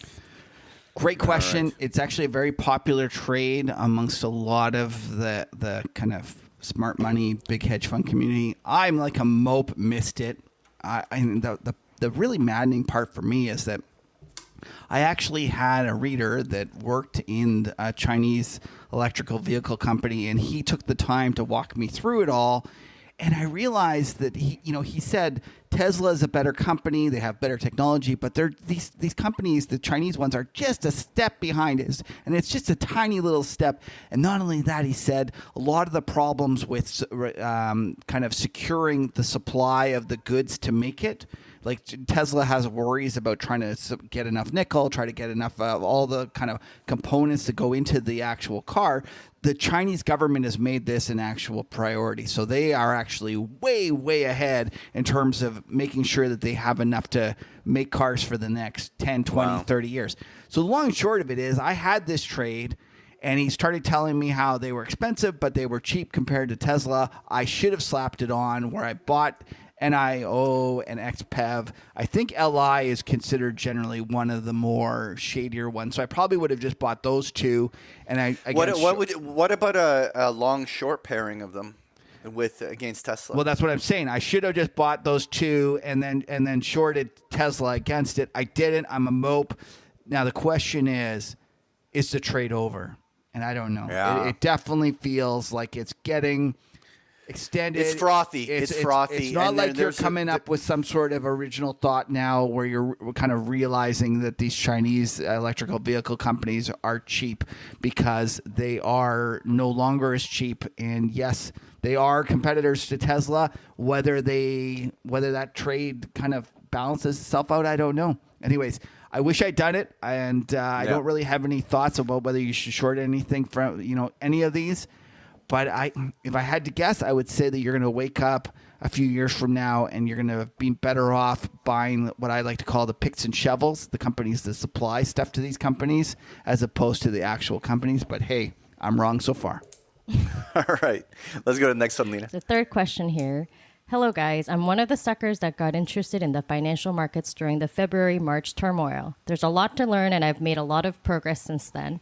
Kevin's newsletter and the Market Huddle show are two of the things that I value the most for learning, getting acquainted with the different aspects of markets, even though overwhelming at times.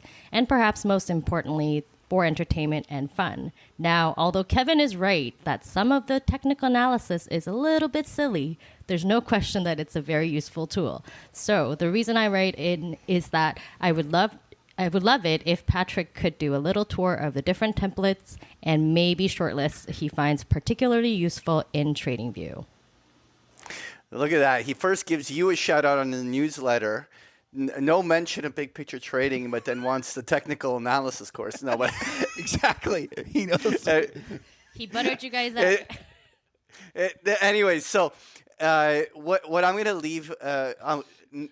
I'm not a resentful man, so I will give some value. If I was to say two templates that I like to often reference, which I think are relatively useful. Let's just say we do it on the euro. Is looking at the volume by price. This is where you basically are looking at where all the high volume levels are trading for establishing support resistance levels on the markets. It's always an interesting way of kind of sizing up where, key technical levels. If they're beaten, then a lot of the major hurdles have been surpassed, both above and below. And so I always think that's. But the other key template to always have is, a part of technical analysis is the idea that you want to know what levels everyone else is watching, and that probably the two single most watched indicators out there has got to be the 50 and the 200-day moving averages on the markets. And they're very good depictors of primary trend, and seeing whether you're on the right side of those trends is always something worth watching. And I think those are two templates that are all introductory traders should generally lean on, and then you can only go more advanced from there, but then you really should know what you're doing at this stage. Yeah, something which clearly puts me out of the running. But having said that, the 200-day moving average is something that Paul Tudor Jones swears by. Keeps you out of so much trouble. Make sure you buy them when they're above and sell them when they're below. If you do that, you can keep yourself from making all the big mistakes. Okay, next question. Yeah. Oh, actually, next question is for me, right, Lena? Yeah, you can read this is way too technical for me. Okay, so here we go. I got a question for you huddlers. looking at rolling the treasury futures across the curve.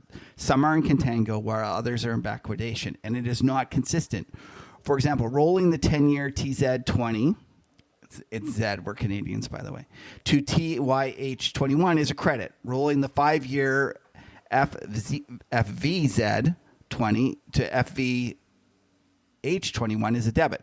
So is rolling the 30-year blah, blah, blah, blah. So I started looking at this when considering Kevin's holding long break-evens trade, where I thought I would short the nominal bond indefinitely. Normally, I would expect rolling the short treasury futures to come at a cost, and I would think that this cost would almost or entirely eliminate the gain of being long the break-evens, especially if this inflation monster follows the Fed prediction or history and does not completely puke. So what is the magic to making this break-even trade work? Now, the real problem with this trade is that the bonds that these different contracts are settling into are different. The different contracts are settling into. So meaning that when you have a contract for the December contract for the TYZ, it might have a different cheapest to deliver than the TH21. Okay? And in doing so, it doesn't make the rolls entirely consistent.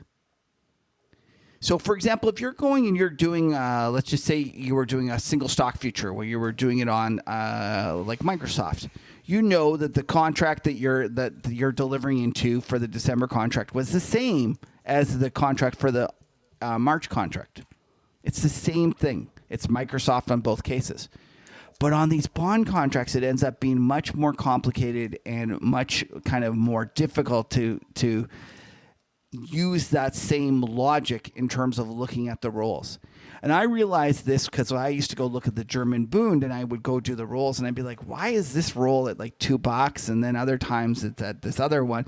And it's because the contracts have different cheapest to delivers and there's all sorts of shenanigans to go on.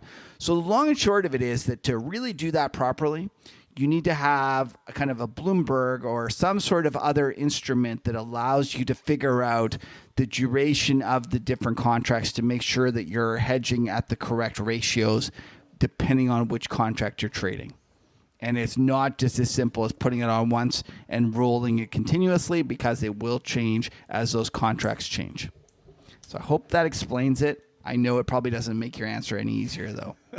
So for those who are actually interested in the break-even trade, another alternative to doing that is to buy the RINF, which is the ProShares Inflation Expectation ETF. Now, the trouble is it's a small contract or small ETF, and it has a lot of fees involved. But having said that, it does mirror, albeit at an expensive cost, the 30-year break-even. So that's just for those who want to play at home and have a look at it. That's another way of doing it. What if you just were playing the fact that Nancy in the quadratic fund there has all those steepener options built into her fund? Is it maybe just a simpler thing for people to just carry? That is another way to do it, and that's obviously a great fund. I think that benefits from an expansion of volatility. It benefits from a steepening of the curve, and it also benefits if we have the break-even going up. The trouble is I believe that this reader or listener was actually just trying to do long break-even trade. Yeah. So it's the one component. All right. Yeah. Anyway, Lena, tell people where they can submit their questions. So if you have any questions for Kevin and Patrick or would like to hear me stumble on my words, please submit your questions to nostupidquestions@markethuddle.com. Remember, there's no stupid questions, just stupid answers. And we specialize in that. All right. So skin in the game. Patrick, I'm upset. Yeah, you should be. I trapped you. You did. You picked me off good. I'm embarrassed, actually, that I whiffed this so bad and that I fell for it, and you actually abused my hatred. Oh, give me a break. You abused me at the start of this entire game. I'm not disagreeing. I hats off to you, buddy. You saw weakness. You took advantage of it. You got your opponent. It's not going to happen again. I know you got something tricky planned for this next one, and I'm not falling for this again. I'm mad at myself for letting my my overarching theme of eventually that the German Bund is going to go down a lot affect my trading judgment. You know what Good I for think? you. One second. Good for you. You picked me off. Hats off to you, buddy. It's not happening again. Well, I'll tell you right now, that burger. I think we're gonna have to go to the Buymark, and we're gonna have that. Funny how all of a sudden it turns into a Buymark burger because he wins. Okay, so let's tell people about this game. Skin in the Game is a weekly opportunity for us to demonstrate that we are degenerate gamblers at heart. Every week, one of us presents a wager, and the other guy chooses which side of the bet he wants. Every wager needs to settle by the next episode, and the currency for the wagers is as follows: a Duke and Duke, which is a crisp American $1 bill, a pint of beer, a burger bet, a pitcher, a case of beer, which is affectionately known in Canada as a 2-4, a bottle of wine, I won't make the same joke, with a $100 limit, and finally, steak dinner. The winner of the bet is obligated. I always have trouble with that word. To create a new bet for the following week. So that falls to Patrick this week because he did pick me off. And all wagers settle in full, and there will be no netting of positions. No netting. So let's just go over briefly where you got me, how you got me. Right. So we just did a very simple bet on the German 10-year government bond, and just a one touch to the minus spot 4.5 level, which is the red line, and you didn't even have a chance. It didn't even like tease you that it could work. You picked me off. Well done. You got me, bud. You got me. Right. And so that trade is done. That was a burger bet, I'm pretty sure, wasn't it? Yeah, I think so. I'm pretty sure. Lena actually put together all the things, so we can probably spreadsheet. Oh, there we go. Lena. All right. So, ready for my next bet? Yeah, I am. I'm ready. And I'm what? I'm going to be more sober-minded this time. Tesla. You know what? You wrote a post. You wrote a post about it. I know there's a little bit of emotion charged up here. You have views on this. Yeah. So, I'm going to make this very simple. One touch 460. So you finally figured this game out, young Padawan. Proud of you. You bugger. Okay, that's a no-brainer. I'm taking the one touch. You're taking the one touch? Yeah. All right. There you go. All right. So what do you want to start the betting at? I'll go right to a burger. What? Right up there? Yeah. I'll go to a pitcher. Actually, let's do this one for real. Case of beer. What? All right. Fine. Forget it. I'm in. Case of beer. Done. 460. You know what? You're probably going to be right over the next 2-3 weeks, but I think I could get away with it for 1 week. I think we can hold 460. You know what? I'm going the wrong way. If I was smart, considering how short I am, I would just hedge it by taking the other side of this, and then going, oh well, at least I'll win the bet because it'll mean a lot. But you know what? 460 is too close, man. That's just too close. I would bet even lower if it was like a 3 or 4 week bet into the December expiry. But I think I'll be all right for a week. You know what? I think I'll be all right for a week. You know what I just realized, you bugger? What? It's Thanksgiving. You took the bet, sucker. Anyway, let's see. You might pull one off. I don't want to jinx it. Anyways, you are getting smarter at this. I'm really proud of you. I'm really proud of you. Well done.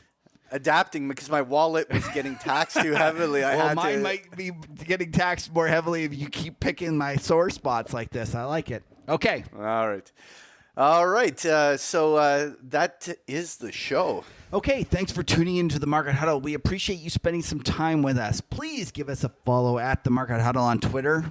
Lena's there every day, and she gets tired of talking to Patrick and myself. You can listen to the Market Huddle on all the networks: Google Podcasts, Podbean, Spotify, Android Play, iTunes, and YouTube. A lot of people watch on YouTube to see all of our charts and visuals, and while you're there, please like and subscribe to get our latest content. And you know what? You have to do something with the bell. I figured this out finally. I am getting old, but I finally figured it out. You click on the bell, and then you say, I want it updated, and it comes all to you. So I get all my crazy other kind of subscriptions now coming to me. So thank you, Lena, for teaching me how that works. And please, if you could, rate and review us on iTunes. It is really dumb, but it really helps other people find the show, and we really appreciate any sort of help that you can give us on that side. And Patrick, where can they find you? You can find me on Twitter at Patrick Ceresna, and you can find me at bigpicturetrading.com. How about you, Kev? I'm at Kevin Muir on Twitter, or you can go check out my newsletter themacrotourist.com. And listen, if you want to get some examples of what I've written recently, please give me a shout out, Kevin at themacrotourist.com, and I'll be happy to send you a couple of recent letters. And listen, we can never have too many friends, bear market, bull market. We're just happy to spend some time together on this crazy ride. So thanks for tuning in. Now stick around for the after show.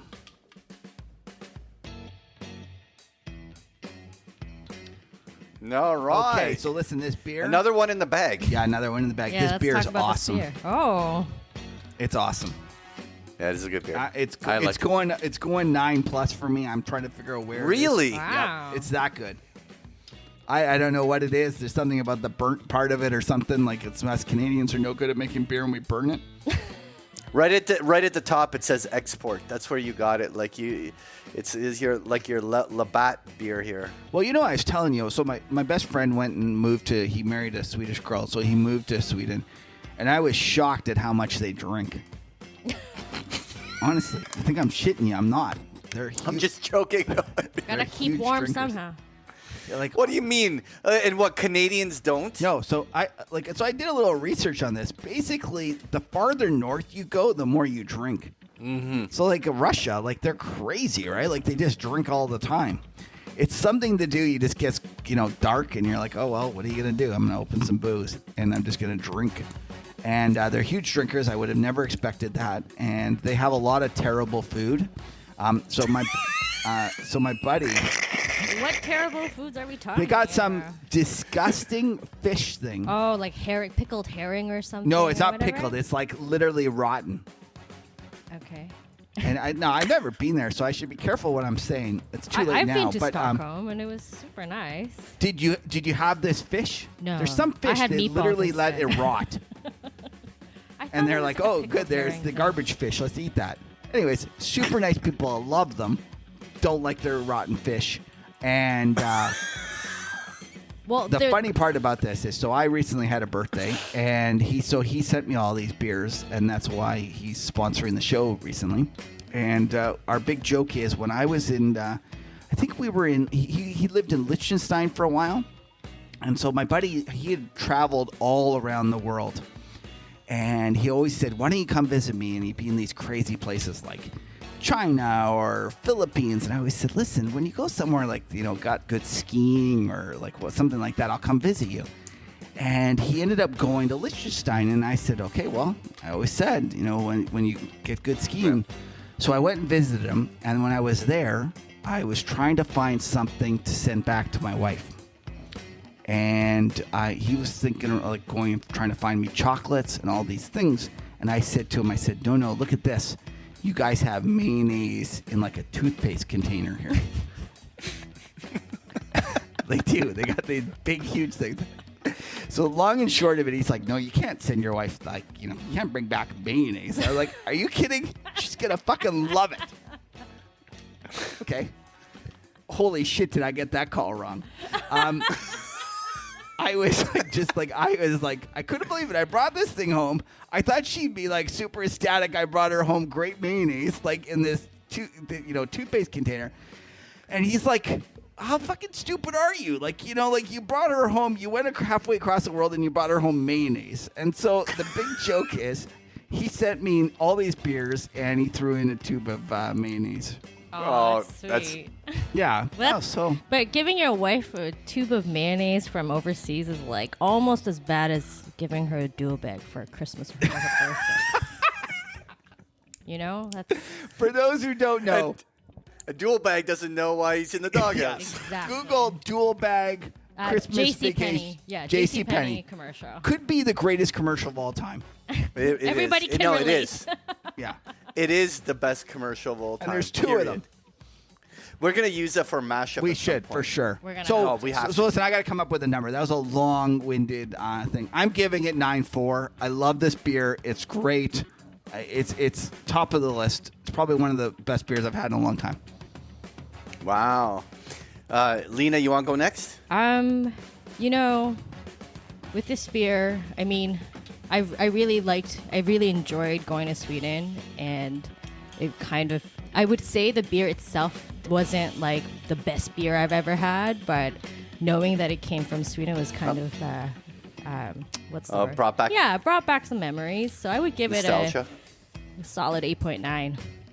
What? Oh my God. So what are you doing, Patrick? No, you know what? Okay, this is a beer that I would buy by the case to have, like, because this is that sessionable thing we talk about. I'm going to stop using that word, but I won't.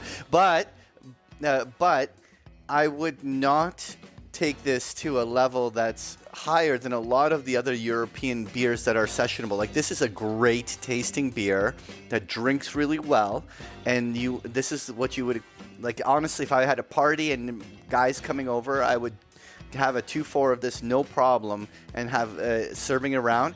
But I feel that if I was to give a score up in the 9 ranges, it means it's something spectacularly special, and I'm not there.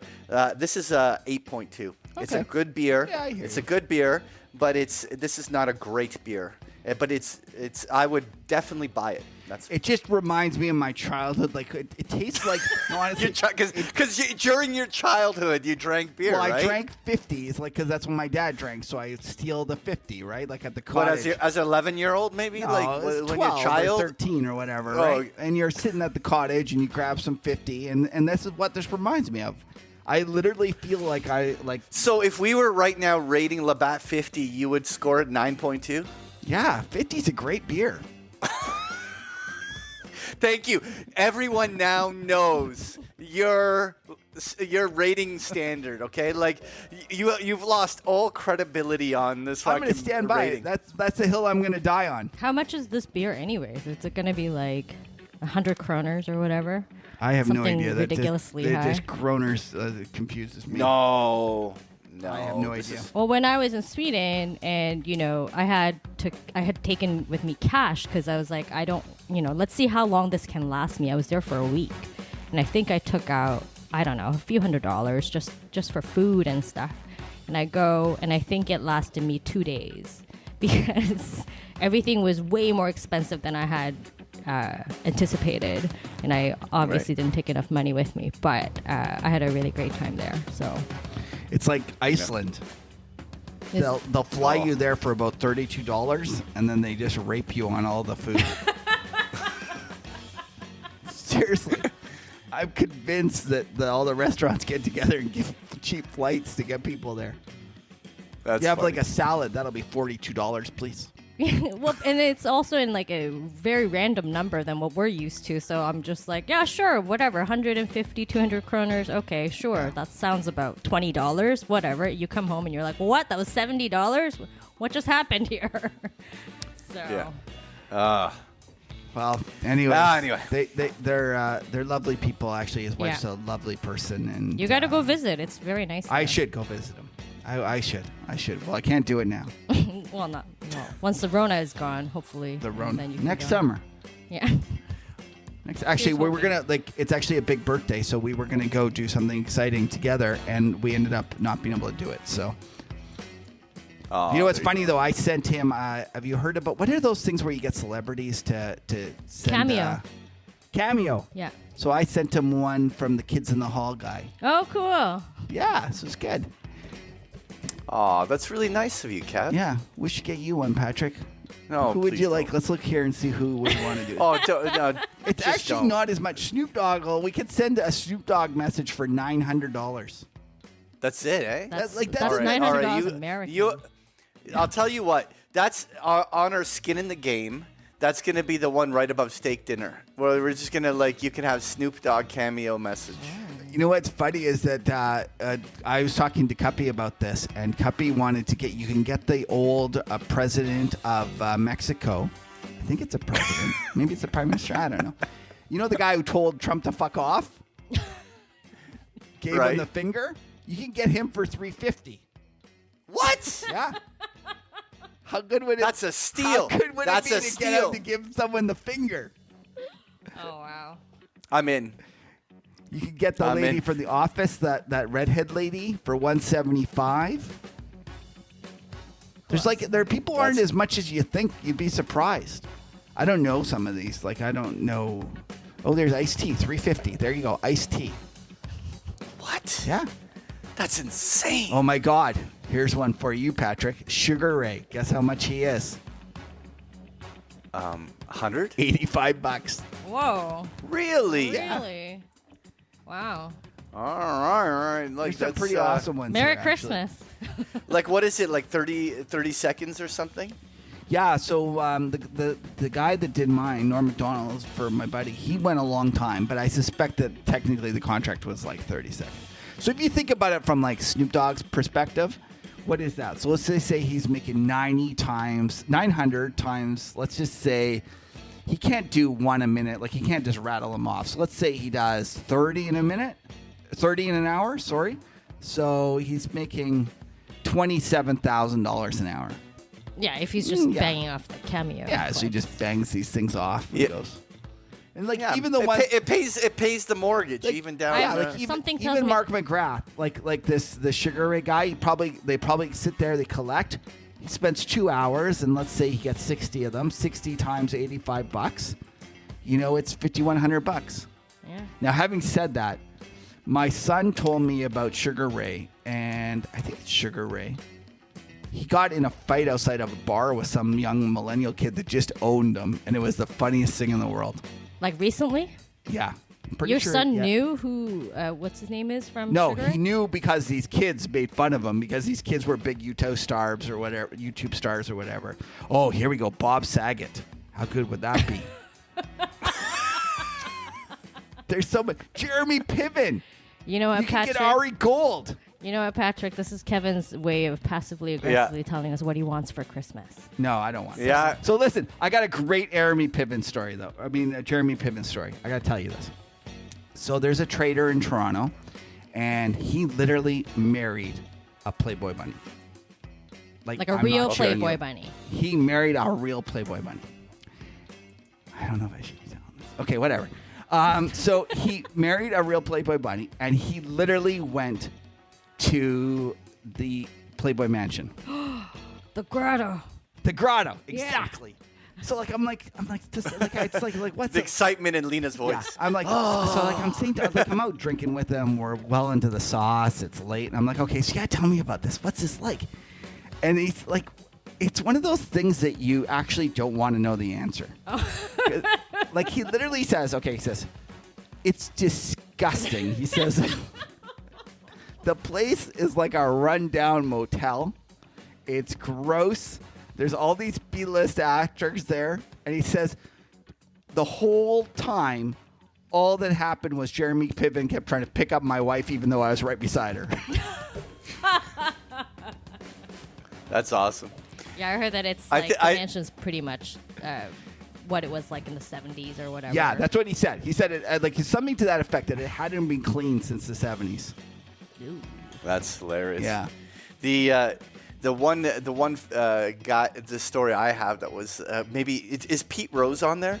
That would be funny. But like Pete Rose was down in Vegas when I was there with all my buddies for a stag, and we basically everyone was at the poker table, and my cousin went and ran into Pete Rose and said, I'll give you $20 to give a big fucking birdie to all of these guys sitting at the table," and basically.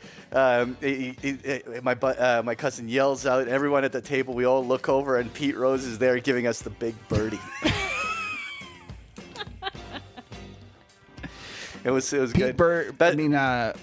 Pete Rose, wasn't he the guy that would sign anything for $20? Yeah. Like because he was the gambler, right? Yeah, that life band from the game or whatever it was. Debbie Gibson's on here. This just keeps getting better and better. You're still looking through the cameo thing. Yeah. Trying to figure out Debbie Gibson. You know who Debbie Gibson is, right?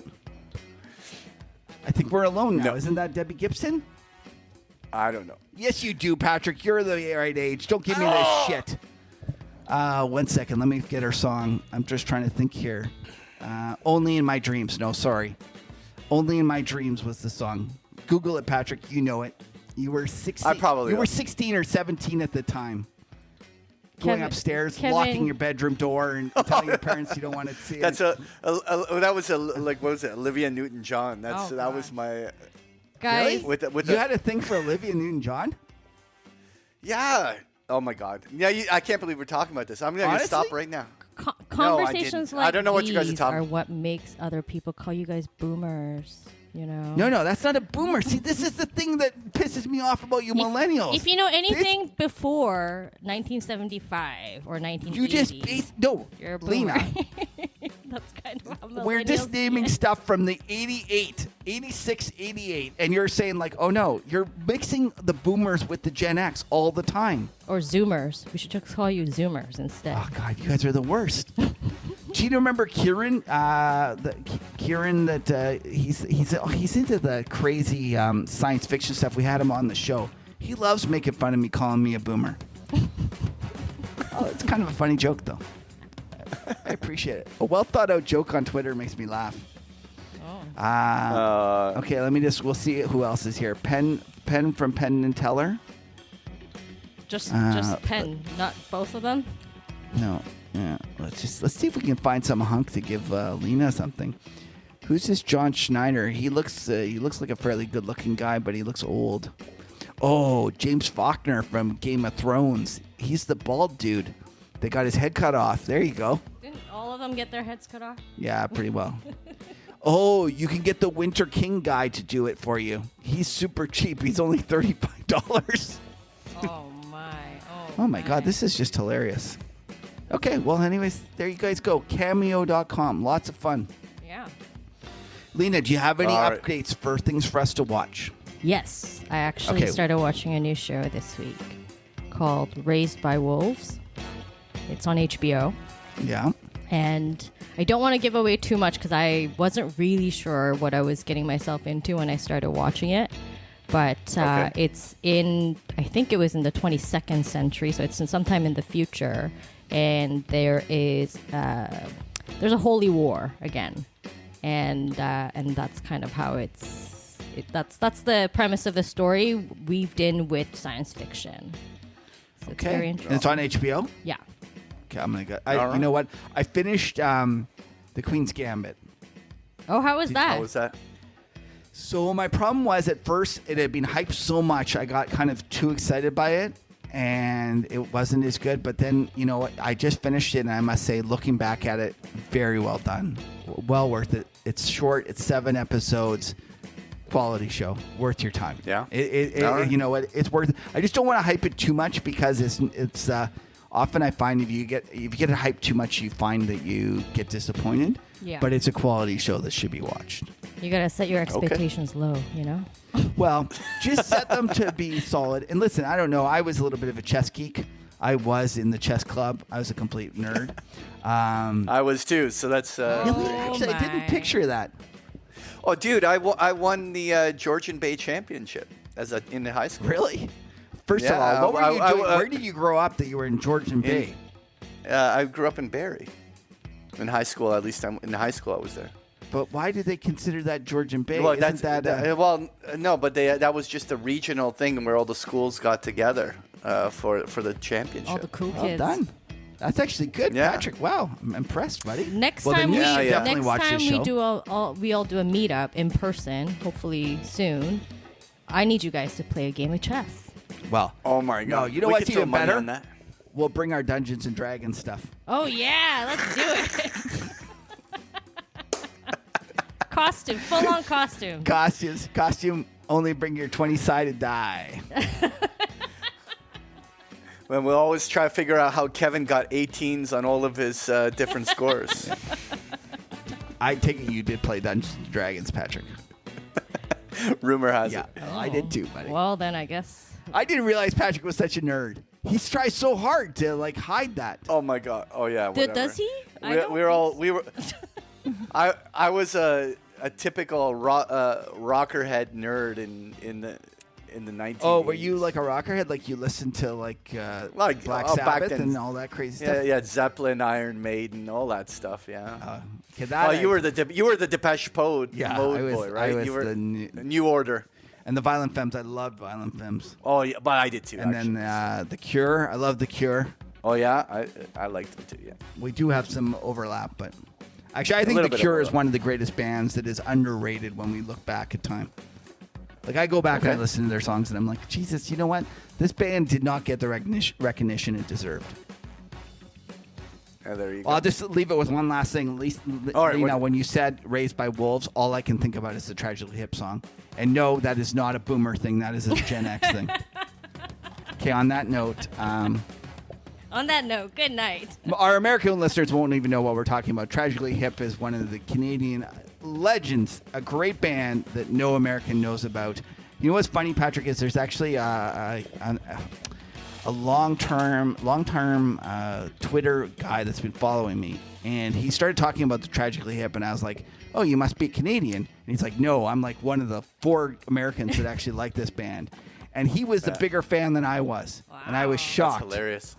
I had a chance run-in with Gordy in a Queen Street bar a month before he died. Oh, did you? Yeah, like that was like one of the treats. Like because I didn't get to go to any of the final concerts. Yeah, actually, somebody has a picture on a camama. You shouldn't have done that. The poor guy's a month from dying, and you're taking pictures of it. Oh no, he was drinking, having a good time. I know that's the part about it. I got brain cancer. I'm gonna die. Might as well go to the bar. Yeah, go to the bar, and that's a proper Canadian way to go. You know what I liked about that is that he didn't hide it. He put it out for everyone, and we all kind of went through it together. Anyways, great band, great, terrific. I didn't know that story, Patrick. Thank you for sharing that with us. I gotta go. I'm gonna go. Okay, see you later. I got McDonald's. My son went and got us McDonald's, so I gotta go too. All right. Have a good weekend. All right, take care. Bye-bye.